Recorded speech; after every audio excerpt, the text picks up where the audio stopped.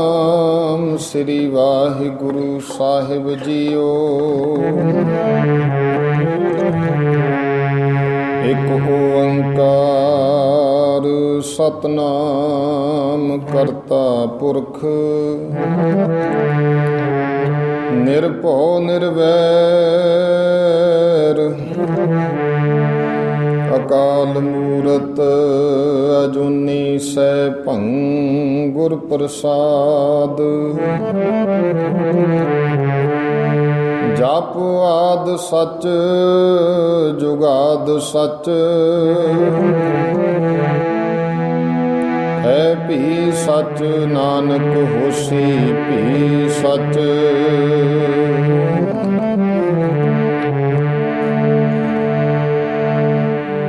ਮੂਕ ਉਚਰੈ ਸ਼ਾਸਤਰ ਖਟ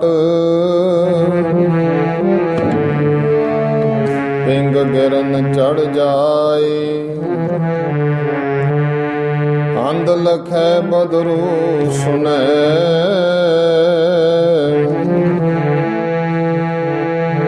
ਜੋ ਕਾਲ ਕਿਰਪਾ ਕਰਾਏ। ਕਹਾਂ ਬੁੱਧ ਪ੍ਰਭ ਤੁਛ ਹਮਾਰੀ ਕਹਾਂ ਬੁੱਧ ਪ੍ਰਭ ਤੁਛ ਹਮਾਰੀ।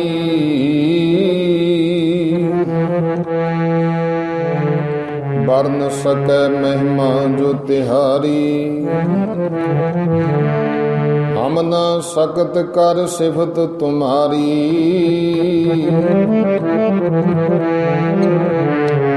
ਆਪ ਲਿਹੋ ਤੁਮ ਕਥਾ ਸੁਧਾਰੀ।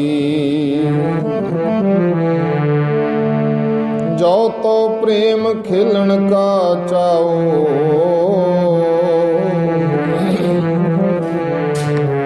ਸਿਰ ਧਰ ਤਲੀ ਗਲੀ ਮੇਰੀ ਆਓ। ਹਿਤ ਮਾਰਗ ਪੈਰ ਧਰੀ ਜੈ।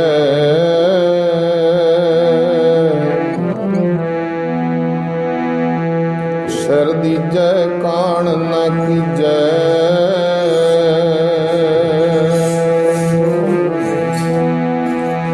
ਨਰ ਦੀਨ ਕੇ ਹਿਤ ਸੂਰਾ ਸੋਈ ਸੂਰਾ ਸੋਈ। ਨਰ ਦੀਨ ਕੇ ਹਿਤ ਸੂਰਾ ਸੋਈ ਸੂਰਾ ਸੋਈ।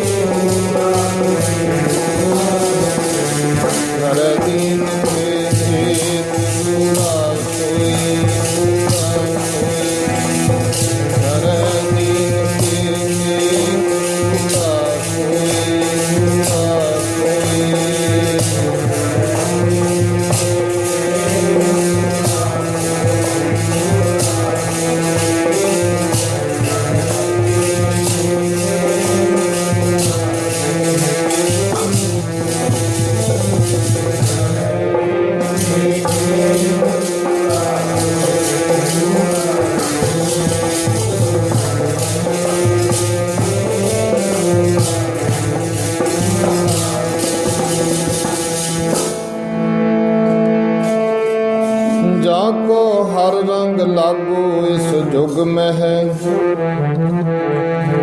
सो कहियत है सूरा। आत्म जिण सगल वस ताकै,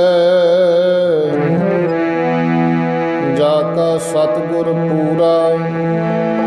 ठाकुर गाइए आत्म रंग,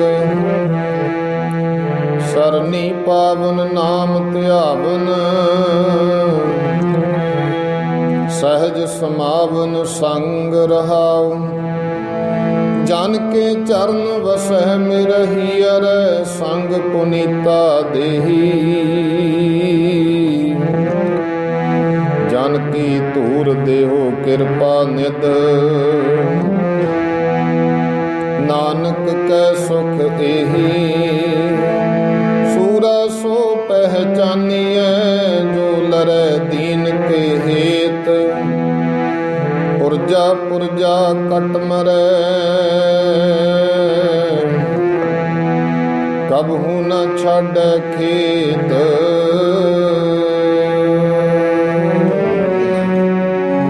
लरै दीन के हेत। सूरा सोई सूरा सोई, लरै दीन के हेत।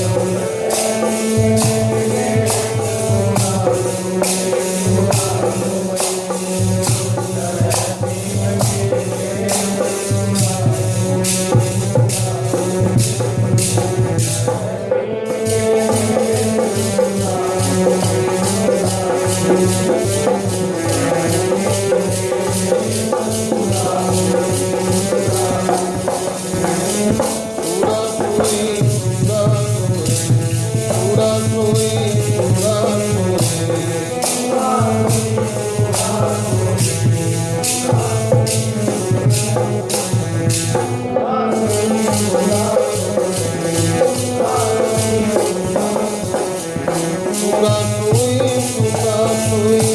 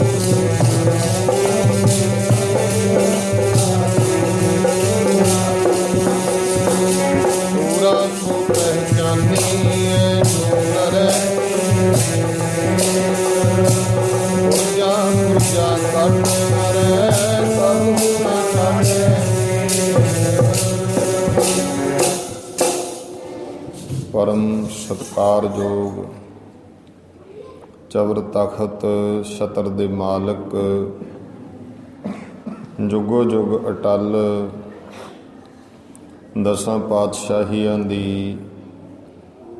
आत्मक जोत। धन धन श्री गुरु ग्रंथ साहिब सच्चे पातशाह जी, सतगुरु जी दे पावन अते पवित्र दरबार की हाज़री भरदियां होइयां गुरु साहिब दे चरनां विच आप जी माई भाई ਚੱਲ ਕਰਕੇ ਪਹੁੰਚੇ ਹੋ। ਆਓ ਅਦਬ ਸਤਿਕਾਰ ਭੈ ਦੇ ਨਾਲ ਗੁਰੂ ਮਹਾਰਾਜ ਦੀ ਪਾਵਨ ਹਜ਼ੂਰੀ ਵਿੱਚ ਪ੍ਰੇਮ ਸਤਿਕਾਰ ਨਾਲ ਬੈਠ ਕਰਕੇ ਗੁਰੂ ਪਾਤਸ਼ਾਹ ਮਹਾਰਾਜ ਸਾਹਿਬੇ ਕਮਾਲ ਸ੍ਰੀ ਗੁਰੂ ਗੋਬਿੰਦ ਸਿੰਘ ਜੀ ਮਹਾਰਾਜ, ਉਹਨਾਂ ਦੇ ਲਖਤੇ ਜਿਗਰ ਸਾਹਿਬਜ਼ਾਦੇ ਔਰ ਸਤਿਕਾਰਯੋਗ ਮਾਤਾ ਗੁਜਰ ਕੌਰ ਜੀ, ਜਿਨ੍ਹਾਂ ਦੇ ਪਾਵਨ ਸ਼ਹੀਦੀ ਦਿਹਾੜਾ ਦੇ ਸੰਬੰਧ ਵਿੱਚ ਇਹ ਕੀਰਤਨ ਦੀਵਾਨ ਆਪ ਜੀ ਪ੍ਰਬੰਧਕ ਸੱਜਣਾ, ਨੌਜਵਾਨਾਂ, ਗੁਰਦੁਆਰਾ ਕਮੇਟੀ, ਨਗਰ ਨਿਵਾਸੀਆਂ ਨੇ ਇਹ ਪ੍ਰਬੰਧ ਕੀਤਾ ਹੈ। ਤੋ ਗੁਰੂ ਚਰਨਾਂ ਵਿੱਚ ਜਿੰਨੇ ਮਾਈ ਭਾਈ ਪਹੁੰਚੇ ਹਨ, ਅਦਬ ਅਤੇ ਸਤਿਕਾਰ ਨਾਲ ਸੀਸ ਝੁਕਾ ਕੇ ਹਾਜ਼ਰੀ ਲਵਾਈਏ। ਆਖੋ ਜੀ ਵਾਹਿਗੁਰੂ ਜੀ ਕਾ ਖਾਲਸਾ, ਵਾਹਿਗੁਰੂ ਜੀ ਕੀ ਫਤਿਹ। ਗੁਰੂ ਪਾਤਸ਼ਾਹ ਸਾਹਿਬੇ ਕਮਾਲ ਸ੍ਰੀ ਗੁਰੂ ਗੋਬਿੰਦ ਸਿੰਘ ਮਹਾਰਾਜ ਜੀ ਦਾ ਜਿਹੜਾ ਇਤਿਹਾਸ ਹੈ, ਇਹ ਗੁਰਮੁਖੋ ਲਾਸਾਨੀ ਇਤਿਹਾਸ ਹੈ। ਕਲਗੀਧਰ ਪਾਤਸ਼ਾਹ ਮਹਾਰਾਜ ਵਰਗਾ ਇਤਿਹਾਸ ਜੋ ਉਹਨਾਂ ਦੇ ਜੀਵਨ ਵਿੱਚ ਹੈ, ਤੁਹਾਨੂੰ ਕਿਸੇ ਵੀ ਗੁਰੂ ਪੀਰ ਪੈਗੰਬਰ ਦਾ ਨਹੀਂ ਮਿਲੇਗਾ। ਗੁਰੂ ਨਾਨਕ ਦੇਵ ਪਾਤਸ਼ਾਹ ਮਹਾਰਾਜ ਜੀ ਦੀ 10ਵੀਂ ਜੋਤ, ਸਾਹਿਬੇ ਕਮਾਲ ਗੁਰੂ ਗੋਬਿੰਦ ਸਿੰਘ ਮਹਾਰਾਜ ਜੀ ਦੇ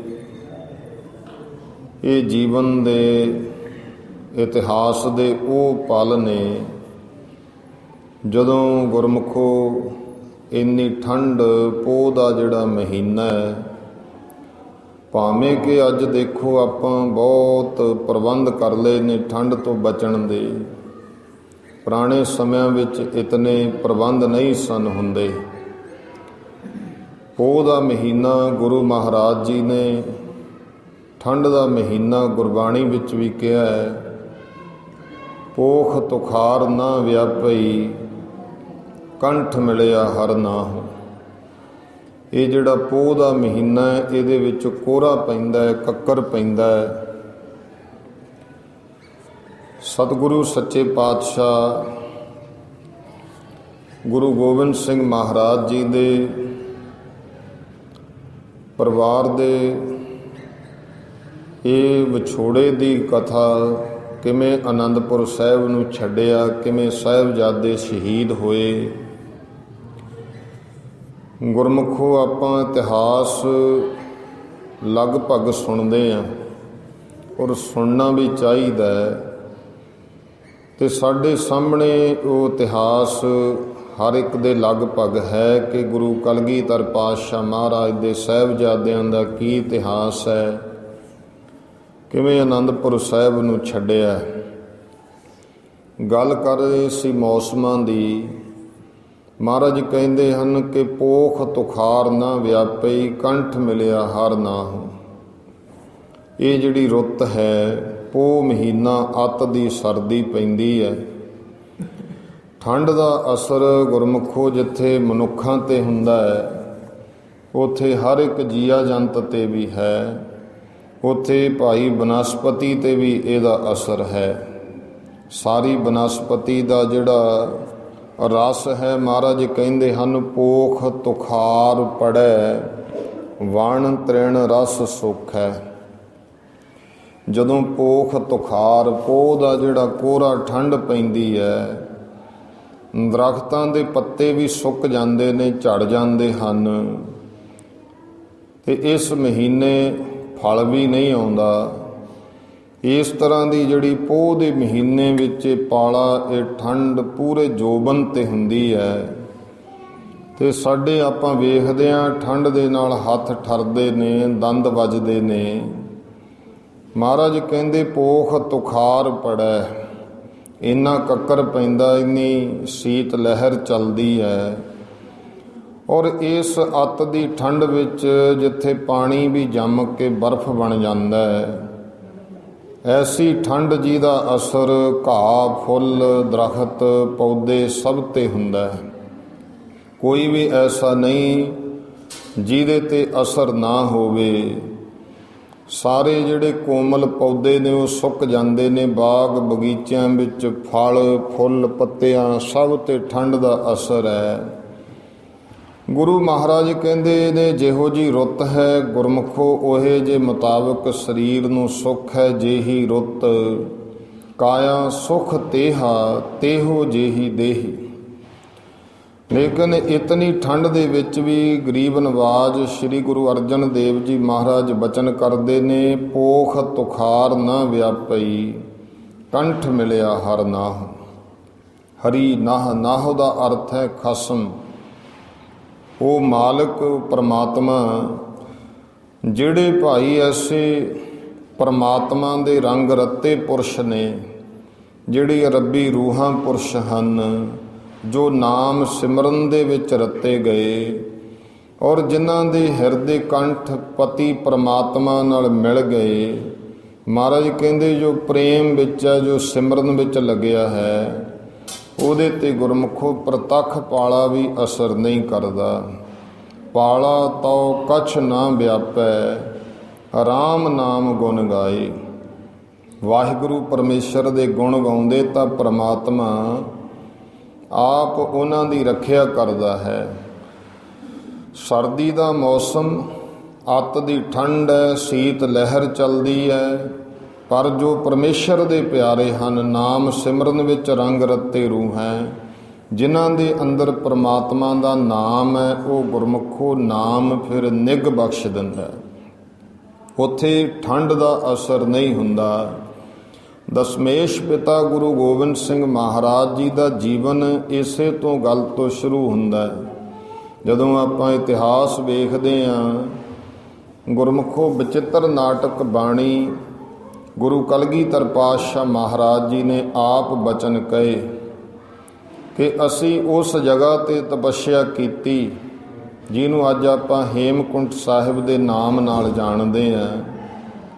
ਸ੍ਰੀ ਗੁਰੂ ਗੋਬਿੰਦ ਸਿੰਘ ਮਹਾਰਾਜ ਦੀ ਇਹ ਪਾਵਨ ਬਾਣੀ, ਜਿਹੜੇ ਪੁਰਾਤਨ ਸਿੰਘ ਹੁੰਦੇ ਸਨ, ਅੱਜ ਸਾਤੋਂ ਪੰਜ ਬਾਣੀਆਂ ਦਾ ਨਿਤਨੇਮ ਕਰਨਾ ਔਖਾ ਹੋ ਜਾਂਦਾ। ਜੇ ਸਿੱਖ ਨੂੰ ਪੁੱਛੋ ਕਿੰਨਾ ਕੁ ਨਿਤਨੇਮ ਕਰਦਾ ਹੈ, ਜਿਹੜੇ ਪੁਰਾਤਨ ਜਥਿਆਂ ਵਿੱਚ ਸਿੰਘ ਰਹਿੰਦੇ ਸੀ ਨਾ ਖਾਲਸੇ, ਉਹ ਗੁਰਮੁਖੋ ਜਿੱਥੇ ਪੰਜ ਬਾਣੀਆਂ ਦਾ ਅੰਮ੍ਰਿਤ ਵੇਲੇ ਦਾ ਨਿਤਨੇਮ ਕਰਦੇ, ਉੱਥੇ ਨਾਲ ਦੀ ਨਾਲ 52 ਅੱਖਰੀ ਬਾਣੀ ਦਾ ਪਾਠ, ਫਿਰ ਦੱਖਣੀ ਓੰਕਾਰ ਦਾ ਪਾਠ, ਸਿੱਧ ਗੋਸ਼ਟ ਦਾ ਪਾਠ, ਫਿਰ ਸੁਖਮਨੀ ਸਾਹਿਬ ਦਾ ਪਾਠ, ਦਸਮ ਦੀਆਂ ਬਾਣੀਆਂ ਵਿੱਚੋਂ ਅਕਾਲ ਉਸਤਤ ਬਾਣੀ ਦਾ ਪਾਠ, ਬਚਿੱਤਰ ਨਾਟਕ ਬਾਣੀ ਦਾ ਪਾਠ, ਇੰਨਾ ਪਾਠ ਕਰ ਲੈਂਦੇ।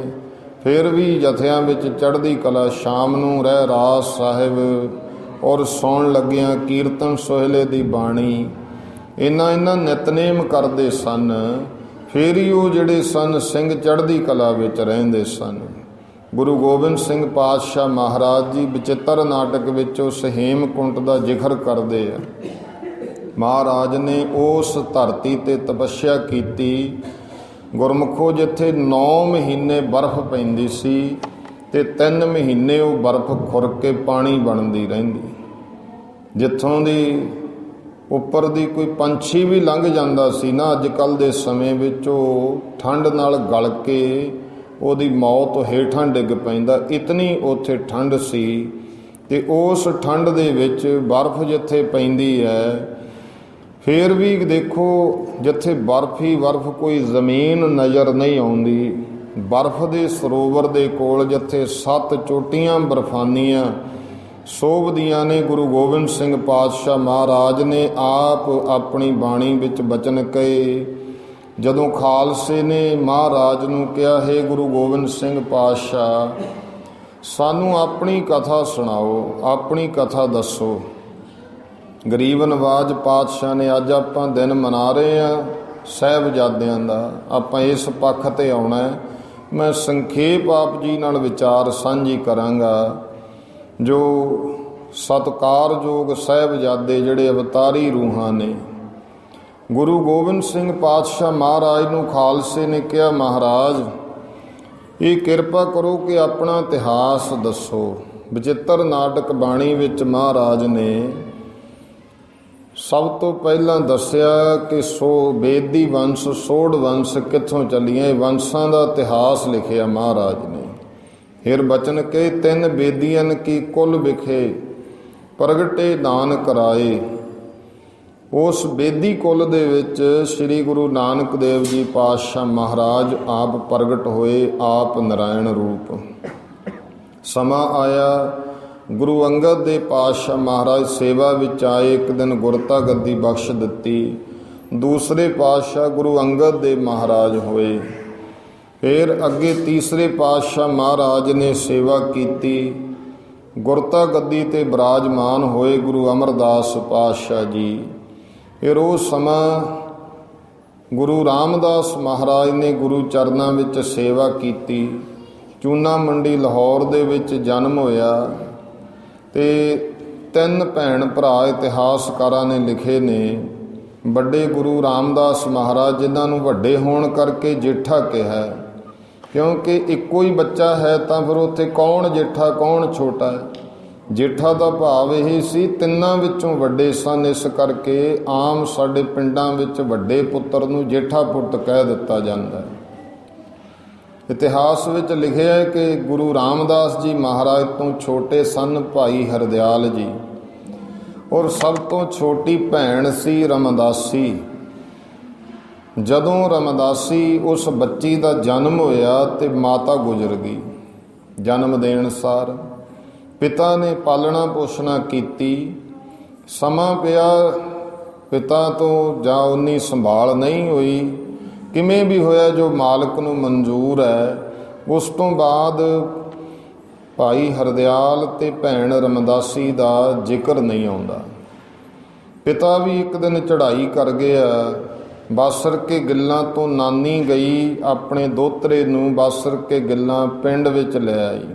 ਬੁੱਢੀ ਸੀ, ਉਹਨੇ ਹੁਣ ਬੱਚੇ ਨੂੰ ਸੰਭਾਲਣਾ ਹੈ, ਖਰਚਾ ਵੀ ਚਾਹੀਦਾ। 7 ਸਾਲ ਦੀ ਗੁਰੂ ਰਾਮਦਾਸ ਮਹਾਰਾਜ ਦੀ ਉਮਰ ਸੀ। ਨਾਨੀ ਨੇ ਕਿਹਾ, ਪੁੱਤਰ ਘਰ ਦਾ ਗੁਜ਼ਾਰਾ ਚੱਲੂ, ਕੁਝ ਨਾ ਕੁਝ ਕੋਈ ਕੰਮ ਕੀਤਾ ਜਾਵੇ। ਹੁਣ 7 ਸਾਲ ਦਾ ਬੱਚਾ ਕੀ ਕੰਮ ਕਰ ਸਕਦਾ ਹੈ? ਅੱਜ ਭਾਵੇਂ ਦੇਖੋ, ਅੱਜ 20 22 ਸਾਲ ਦਿਆਂ ਨੂੰ ਅਸੀਂ ਕੰਮ ਤੇ ਨਹੀਂ ਲਾਉਂਦੇ ਹੈ। ਬੱਚਾ ਪੜ੍ਹਦਾ ਠੀਕ ਹੈ, ਉਸ ਤੋਂ ਬਾਅਦ ਕਿਸੇ ਕਿੱਤੇ ਵਿੱਚ ਹੋਣਾ ਚਾਹੀਦਾ ਹੈ। ਅੱਜ ਕੱਲ੍ਹ ਤਾਂ ਕੋਈ ਕਰਾ ਕੇ ਨਹੀਂ ਰਾਜੀ, ਕੰਮ ਨਹੀਂ ਕਰਾ ਕੇ ਰਾਜੀ ਮਾਤਾ ਪਿਤਾ। ਨਾਨੀ ਨੇ ਛੋਲੇ ਉਬਾਲ ਦੇਣੇ, ਕਹਿਣਾ ਪੁੱਤਰ ਇਹ ਜਾ ਕੇ ਵੇਚਿਆ, ਕੁਝ ਵਟਕ ਹੋਣੀ, 2-4 ਆਨੇ ਪੈਸੇ ਮਿਲਣੇ। ਉਦੋਂ ਕੋਈ ਬਹੁਤੀ ਮਾਇਆ ਨਹੀਂ ਸੀ ਹੱਥ ਵਿੱਚ ਆਉਂਦੀ, ਉਹਦੇ ਨਾਲ ਘਰ ਦਾ ਗੁਜ਼ਾਰਾ ਚੱਲਣਾ। ਤੇ ਅੰਦਰ ਉਦਾਰਤਾ ਬਹੁਤ ਵੱਡੀ ਹੈ। ਇੱਕ ਦਿਨ ਕੋਈ ਸਾਧੂਆਂ ਮਹਾਂਪੁਰਸ਼ਾਂ ਦੀ ਕੋਈ ਟੋਲੀ ਜਾਂਦੀ ਸੀ। ਉਦੋਂ ਰਮਤੇ ਕੋਈ ਇਹ ਤਾਂ ਹੁੰਦਾ ਨਹੀਂ ਸੀ, ਬਹੁਤ ਜ਼ਿਆਦਾ ਖਰਚਾ ਕੋਲ ਲੈ ਕੇ ਚੱਲਦੇ ਸਨ। ਉਹ ਸਾਧੂ ਜਿਹੜੇ ਰੱਬ ਦੇ ਆਸਰੇ ਚੱਲਦੇ, ਉਹਨਾਂ ਨੂੰ ਭੁਜੰਗੀ ਕਹਿ ਦਿੱਤਾ ਜਾਂਦਾ। ਗਰੀਬ ਨਵਾਜ ਪਾਤਸ਼ਾਹ ਗੁਰੂ ਰਾਮਦਾਸ ਜੀ 7 ਸਾਲ ਦੀ ਉਮਰ, ਤੇ ਸਾਧੂਆਂ ਨੇ ਕੋਈ ਪਰਮੇਸ਼ਰ ਨੇ ਖੇਡ ਬਣਾਈ। ਆ ਕੇ ਕਿਹਾ ਕਿ ਪੁੱਤਰ ਸਾਨੂੰ ਭੁੱਖ ਲੱਗੀ ਹੈ, ਪਰ ਪੈਸਾ ਨਹੀਂ ਹੈ ਕੋਲ ਕੋਈ। 7 ਸਾਲ ਦੀ ਉਮਰ ਵਿੱਚ ਉਦਾਰ ਚਿੱਤ ਕਿੱਡੇ ਨੇ ਕਿ ਸਾਰੇ ਹੀ ਛੋਲੇ ਘੁੰਗਣੀਆਂ ਜਿਹੜੀਆਂ ਸੀ ਉਹ ਛਕਾ ਦਿੱਤੀਆਂ। ਕੋਈ ਪੈਸਾ ਨਹੀਂ ਲਿਆ, ਛਕ ਲਓ ਕੋਈ ਗੱਲ ਨਹੀਂ। ਘਰ ਵਾਪਸ ਆ ਗਏ। ਨਾਨੀ ਨੇ ਪੁੱਛਿਆ, ਪੁੱਤਰ ਅੱਜ ਦੀ ਕਿੰਨੀ ਕੁ ਵਟਕ ਹੋਈ ਹੈ? ਦੱਸ ਦਿੱਤਾ, ਮਾਤਾ ਮੈਂ ਉਹ ਜਿਹੜੇ ਛੋਲੇ ਸਨ ਨਾ ਉਬਾਲੇ ਹੋਏ, ਲੂਣ ਲਾਇਆ ਹੋਇਆ, ਉਹ ਸਾਧੂਆਂ ਨੂੰ ਛਕਾ ਦਿੱਤੇ। ਤੁਰੇ ਜਾਂਦੇ ਸੀ, ਕੋਈ ਕਿਸੇ ਪਾਸੇ ਭੁੱਖੇ ਸਨ, ਇਸ ਕਰਕੇ ਕੋਈ ਪੈਸੇ ਨਹੀਂ ਲਏ। ਉਸ ਸਮੇਂ ਨਾਨੀ ਨੇ ਅਰਦਾਸ ਕੀਤੀ, ਅਕਾਲ ਪੁਰਖ ਜੇ ਇਸ ਬੱਚੇ ਨੂੰ ਐਡਾ ਉਦਾਰ ਚਿੱਤ ਦਿਲ ਦਿੱਤਾ ਹੈ ਤਾਂ ਫਿਰ ਕਿਰਪਾ ਕਰ, ਇਹਨੂੰ ਭੰਡਾਰੇ ਵੀ ਦੇ। ਵਰਤਾਉਣ ਵਾਲੇ ਵੀ ਭੰਡਾਰੇ ਹੋਣ ਨਾ। ਇਹ ਮਾਲਕ ਦੇਖੋ 2 ਤਰ੍ਹਾਂ ਦਾ ਭਾਵ ਹੈ। ਕਈਆਂ ਨੂੰ ਪਦਾਰਥ ਬਹੁਤ ਦੇ ਦਿੰਦਾ ਹੈ, ਪਰ ਉਹਨਾਂ ਦੇ ਵਿੱਚੋਂ ਵਰਤਣ ਦਾ ਦਿਲ ਨਹੀਂ ਦਿੰਦਾ ਪਰਮੇਸ਼ਰ।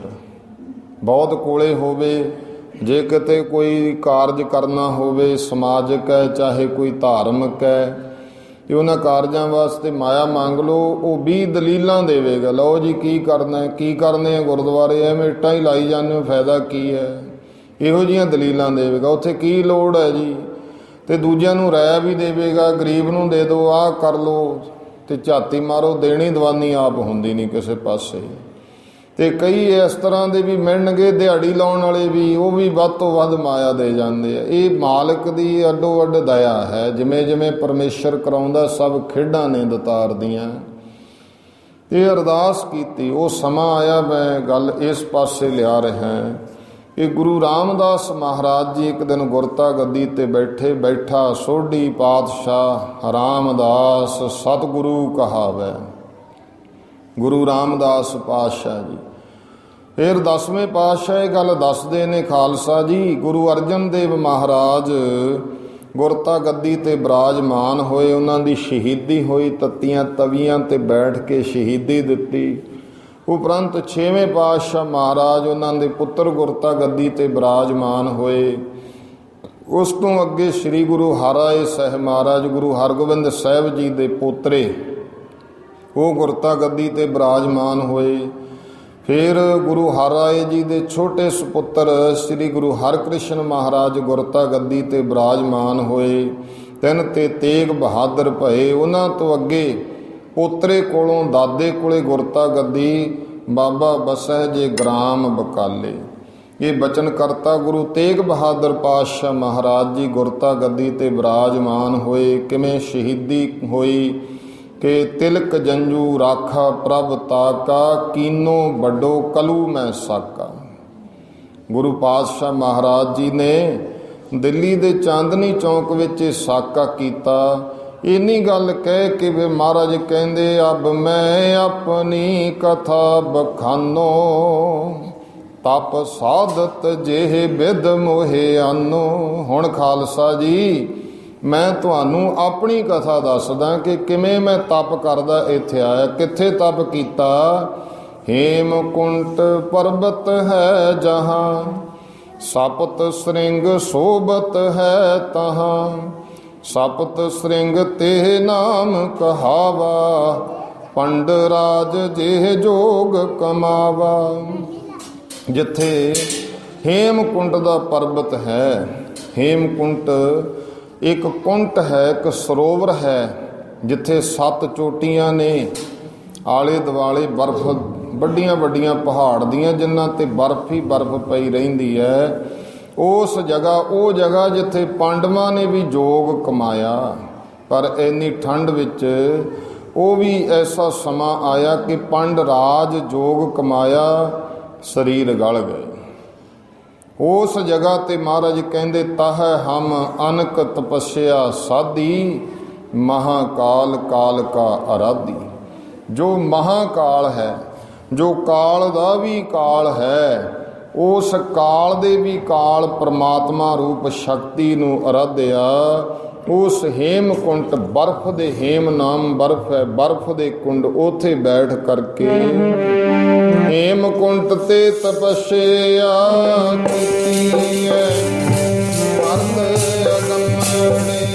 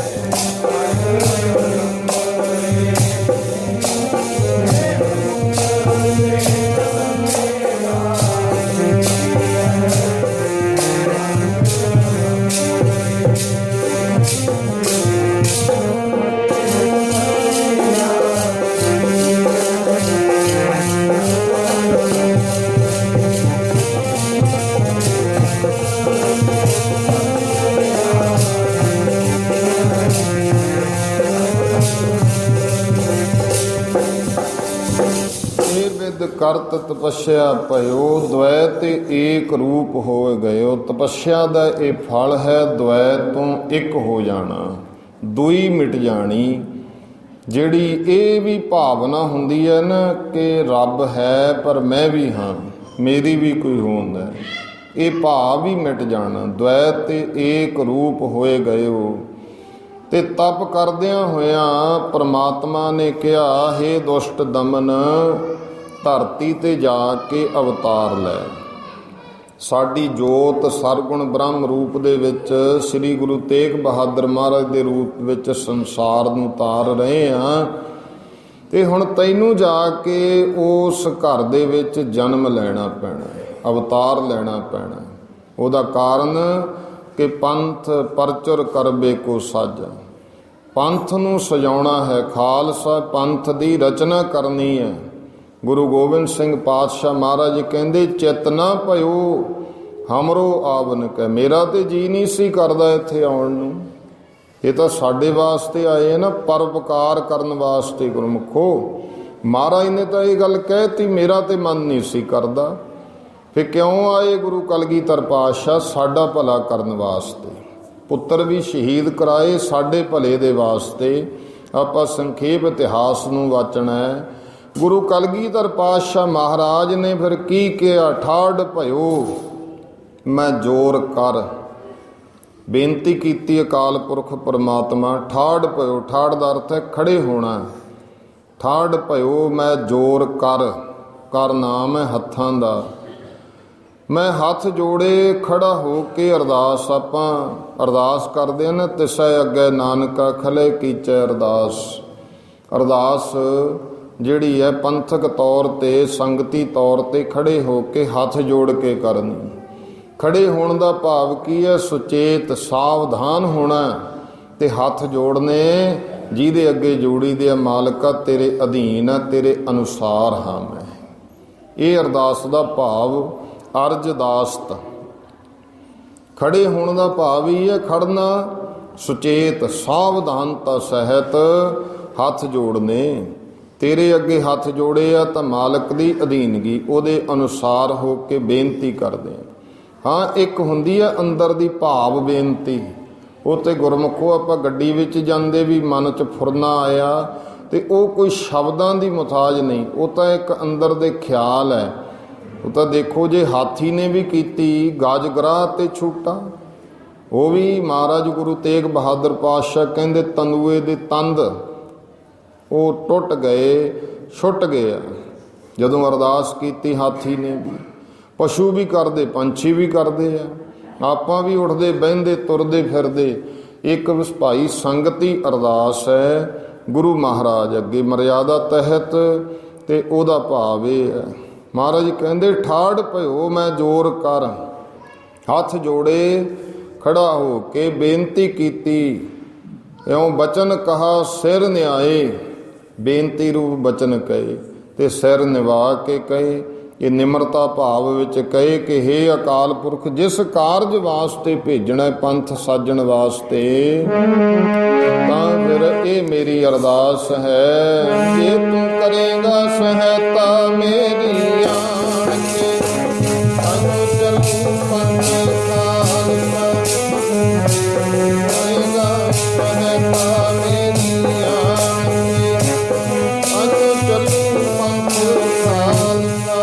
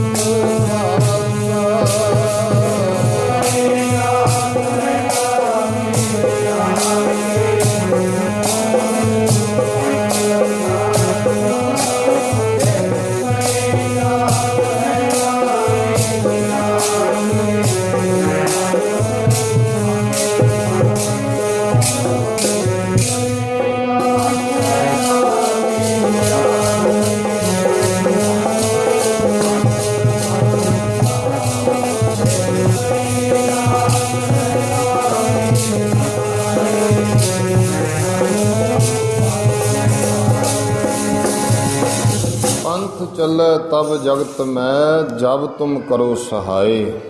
ਤੇ ਇਸ ਵਾਸਤੇ ਮਹਾਰਾਜ ਕਹਿੰਦੇ ਸੰਸਾਰ ਤੇ ਆਏ ਅਸੀਂ ਖਾਲਸੇ ਪੰਥ ਦੀ ਸਾਜਨਾ ਕੀਤੀ, ਖਾਲਸੇ ਪੰਥ ਨੂੰ ਸਾਜਿਆ।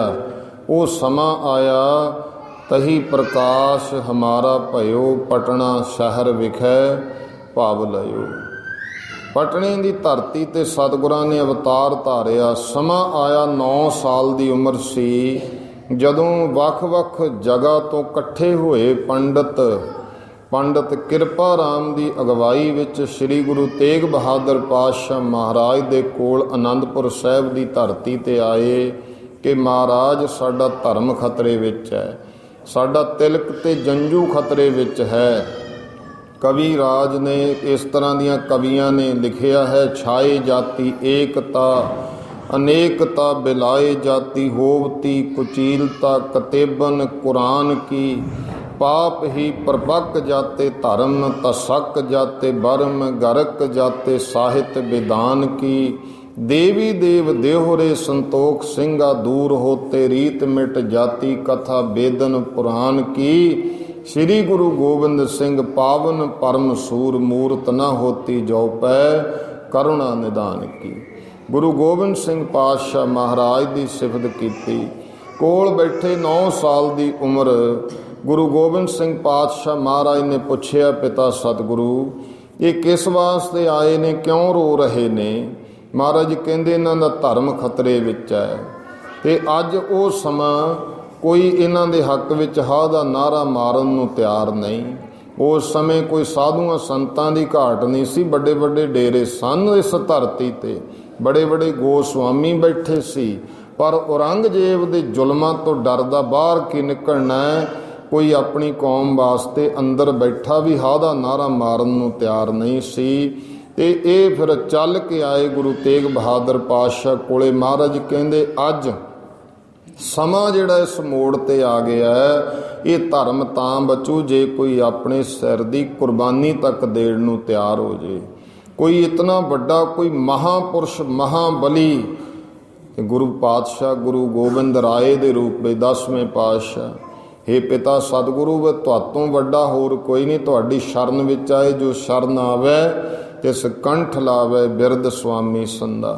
महाराज इथों फिर तैयारी कर लई, दिल्ली विखे जाके गुरमुखों शहीदी दिती ते कलगीधर पातशाह महाराज जी ने शहीदी तो बाद दा समा गुरु गोबिंद सिंह महाराज जी ने पंथ कौम नूं इस पासे नूं लिआंदा। शस्त्र बनने शुरू होए, फौज तैयारी शुरू हो गई। नगारा बजाउणा जिहड़ा है, नगारा की है? ये आज़ादी का प्रतीक है गुरमुखो, ये गुलाम बंदियां नूं बजाउण दा हक नहीं। नगारे आज़ाद दुनिया, आज़ाद लोग जिन्हां दा कोई राज होवे, जिन्हां दियां कोई रियासतां होण, वो वजा सकदे सी। गुरु गोबिंद सिंह पातशाह महाराज ने कारज कीते ते समा आया जदों पहाड़ियां ने विरोधता करनी शुरू की, कदे मेल कर लिया कदे विरोध करते ने। मातावां ने कहा इत्थों आपां कुछ समय वास्ते टल जाइए। माँ हुंदा ही है, माता नानकी दादी, माता गुजरी जी माता। गुरु कलगीधर पातशाह महाराज जी ने मन विच भावना, चलो फिर नाहण दी धरती ते मेदनी प्रकाश राजा गुरु साहब नूं कई बार बेनतियां कर चुकिया सी, महाराज कदे मेरे भी इलाके विच आके दर्शन दिओ। उहदा कारण की सी? उहनूं आले दुआले दे राजे सताउंदे सी, वो कमज़ोर सी, उहदी धरती भी जिहड़ी है श्रीनगर वाले राजे ने दबी हुई सी। जिहड़ा श्रीनगर जदों आपां हेमकुंड साहिब नूं जाने, इधर एक श्रीनगर आउंदा, वो रियासत सी पुरानी। ते गुरु साहब जी फिर उत्थे गए जिथे पाम टिक गया जमुना नदी दा कंढा, ते कलगीधर पातशाह ने उत्थे ही स्थान बना लिया। उहदा नाम रखिया पांवटा।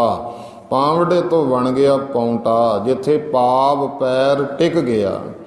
ते 52 कवि गुरु महाराज की हजूरी विच रहिंदे, कवि दरबार सजदे, कवि बैठे ने ते अज पानी दा खड़ाक जिहड़ी जमुना लंघदी, पानी की आवाज़ आउंदी। देखिया महाराज ने कवियां दे मन उचाट है, पानी की आवाज़ आ रही है। बैठिया ने बचन करता, जमुना ਇੱਥੇ ਕਵੀ ਦਰਬਾਰ ਸਜਿਆ ਗੁਰੂ ਨਾਨਕ ਦੇਵ ਮਹਾਰਾਜ ਦੇ ਘਰ ਦਾ। ਚੁੱਪ ਕਰਕੇ ਲੰਘ ਇੱਥੋਂ, ਆਵਾਜ਼ ਨਹੀਂ ਕਰਨੀ। ਤੁਸੀਂ ਕਦੇ ਪਾਉਂਟਾ ਸਾਹਿਬ ਗਏ ਹੋ, ਜਿਹੜੇ ਖੜ ਕੇ ਵੇਖਿਓ, ਉੱਥੋਂ ਤੁਹਾਨੂੰ ਪਾਣੀ ਦੀ ਆਵਾਜ਼ ਨਹੀਂ ਆਊਗੀ। ਅੱਜ ਕੱਲ੍ਹ ਤਾਂ ਤਰਕ ਕਰਾ ਲਓ ਜਿੰਨਾ ਮਰਜ਼ੀ, ਪਰ ਇਹ ਗੁਰੂ ਕੀਆਂ ਬਰਕਤਾਂ ਹੈ ਗੁਰਮੁਖੋ। ਸਤਿਗੁਰੂ ਸੱਚੇ ਪਾਤਸ਼ਾਹ ਮਹਾਰਾਜ ਗੁਰੂ ਗੋਬਿੰਦ ਸਿੰਘ ਮਹਾਰਾਜ ਤੇ ਫਿਰ ਉੱਥੇ ਇੱਕ ਜੰਗ ਲੜਨਾ ਪਿਆ, ਜਿਹਨੂੰ ਭੰਗਾਣੀ ਦਾ ਜੰਗ ਕਹਿੰਦੇ ਆ। ਹੁਣ ਉਹ ਆਪਣਾ ਵਿਸ਼ਾ ਨਹੀਂ ਹੈ, ਮੈਂ ਇਹਨਾਂ ਜੰਗਾਂ ਦੀ ਕਿਵੇਂ ਉਹ ਜੰਗ, ਉਹਦਾ ਕਾਰਨ ਕੀ ਬਣੇ।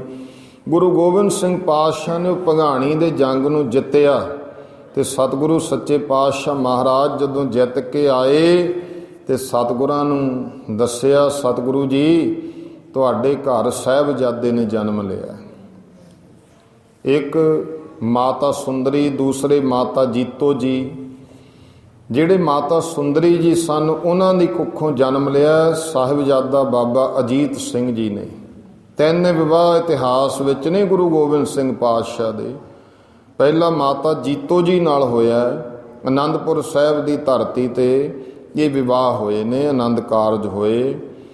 ਮਾਤਾ ਜੀਤੋ ਜੀ ਲਾਹੌਰ ਦੇ ਰਹਿਣ ਵਾਲੇ ਸਨ। ਜਦੋਂ ਇਹ ਵਿਵਾਹ ਹੋਣਾ ਹੈ, ਮਾਤਾ ਜੀਤੋ ਜੀ ਦੇ ਮਾਤਾ ਪਿਤਾ ਹੋਰ ਜਿਹੜੇ ਸ਼ਰੀਕੇ ਵਾਲੇ ਭਾਈਚਾਰਾ ਸੀ, ਉਹ ਕਹਿਣ ਲੱਗੇ ਲਾਹੌਰ ਵਿੱਚ ਬਰਾਤ ਆਉਣੀ ਚਾਹੀਦੀ ਹੈ। ਮਹਾਰਾਜ ਨੂੰ ਬੇਨਤੀ ਕੀਤੀ, ਤੇ ਪਰ ਮਤਾਵਾਂ ਨੇ ਕਿਹਾ ਨਹੀਂ, ਅਸੀਂ ਲਾਹੌਰ ਨਹੀਂ ਜਾਣਾ, ਕਿਉਂਕਿ ਗੁਰੂ ਤੇਗ ਬਹਾਦਰ ਜੀ ਦੀ ਸ਼ਹੀਦੀ ਹੋਈ ਸੀ, ਇਸ ਕਰਕੇ ਮਤਾਵਾਂ ਨਹੀਂ ਸਨ ਚਾਹੁੰਦੀਆਂ ਆਨੰਦਪੁਰ ਸਾਹਿਬ ਤੋਂ ਬਾਹਰ ਜਾਇਆ ਜਾਵੇ। ਨਹੀਂ ਲਾਲ ਜੀ, ਇੱਥੇ ਹੀ ਵਿਆਹ ਕਰਨਾ ਹੈ, ਇੱਥੇ ਹੀ ਉਹਨਾਂ ਦੀ ਭਾਵਨਾ। ਤਾਂ ਮਹਾਰਾਜ ਕਹਿੰਦੇ ਕੋਈ ਨਹੀਂ, ਫਿਰ ਆਪਾਂ ਨਵਾਂ ਲਾਹੌਰ ਵਸਾ ਦਿੰਦੇ ਹਾਂ। ਗੁਰੂ ਕਾ ਲਾਹੌਰ ਵਸਾਇਆ, ਆਨੰਦਪੁਰ ਸਾਹਿਬ ਤੋਂ ਬਰਾਤ ਚੜ੍ਹੀ ਤੇ ਗੁਰੂ ਕੇ ਲਾਹੌਰ ਜਾ ਕੇ ਆਨੰਦ ਕਾਰਜ ਹੋਏ। ਮਾਤਾ ਜੀਤੋ ਜੀ ਵਿਵਾਹ ਕੇ ਲਿਆਏ। ਫਿਰ ਮਾਤਾ ਸੁੰਦਰੀ ਜੀ ਹੁਸ਼ਿਆਰਪੁਰ ਦੇ ਨੇੜੇ ਨਗਰ ਹੈ, ਉੱਥੋਂ ਦੇ ਸਨ, ਤੇ ਮਾਤਾ ਸਾਹਿਬ ਦੇਵਾਂ ਨਾਲ ਉਹ ਬਾਅਦ ਵਿੱਚ ਵਿਵਾਹ ਹੋਇਆ। ਉਹ ਤੇ ਖਾਲਸਾ ਪੰਥ ਦੀ ਸਾਜਨਾ ਤੋਂ ਬਾਅਦ ਗੁਰੂ ਬਾਦਸ਼ਾਹ ਗੁਰੂ ਗੋਬਿੰਦ ਸਿੰਘ ਮਹਾਰਾਜ ਜੀ ਤੋਂ ਜਿਹੜੇ ਮਾਤਾ ਸਾਹਿਬ ਦੇਵਾ ਸਨ, ਉਮਰ ਵਿੱਚ ਕਾਫੀ ਛੋਟੇ ਸੀ। ਉਹ ਕਾਰਨ ਕੀ ਬਣੇ, ਰੋਹਤਾਸ ਨਗਰ ਦੇ ਸਨ, ਤੇ ਉਹਨਾਂ ਨੂੰ ਖਾਲਸੇ ਦੀ ਮਾਤਾ ਹੋਣ ਦਾ ਮਾਣ ਪ੍ਰਾਪਤ ਹੋਇਆ। ਰਹੋ ਵਿਚਾਰ ਫਿਰ ਇਹ ਜਿਹੜੇ ਵੱਡੇ ਸਾਹਿਬਜ਼ਾਦੇ ਸੀ, ਇਹ ਮਾਤਾ ਸੁੰਦਰੀ ਜੀ ਦੀ ਕੁੱਖੋਂ।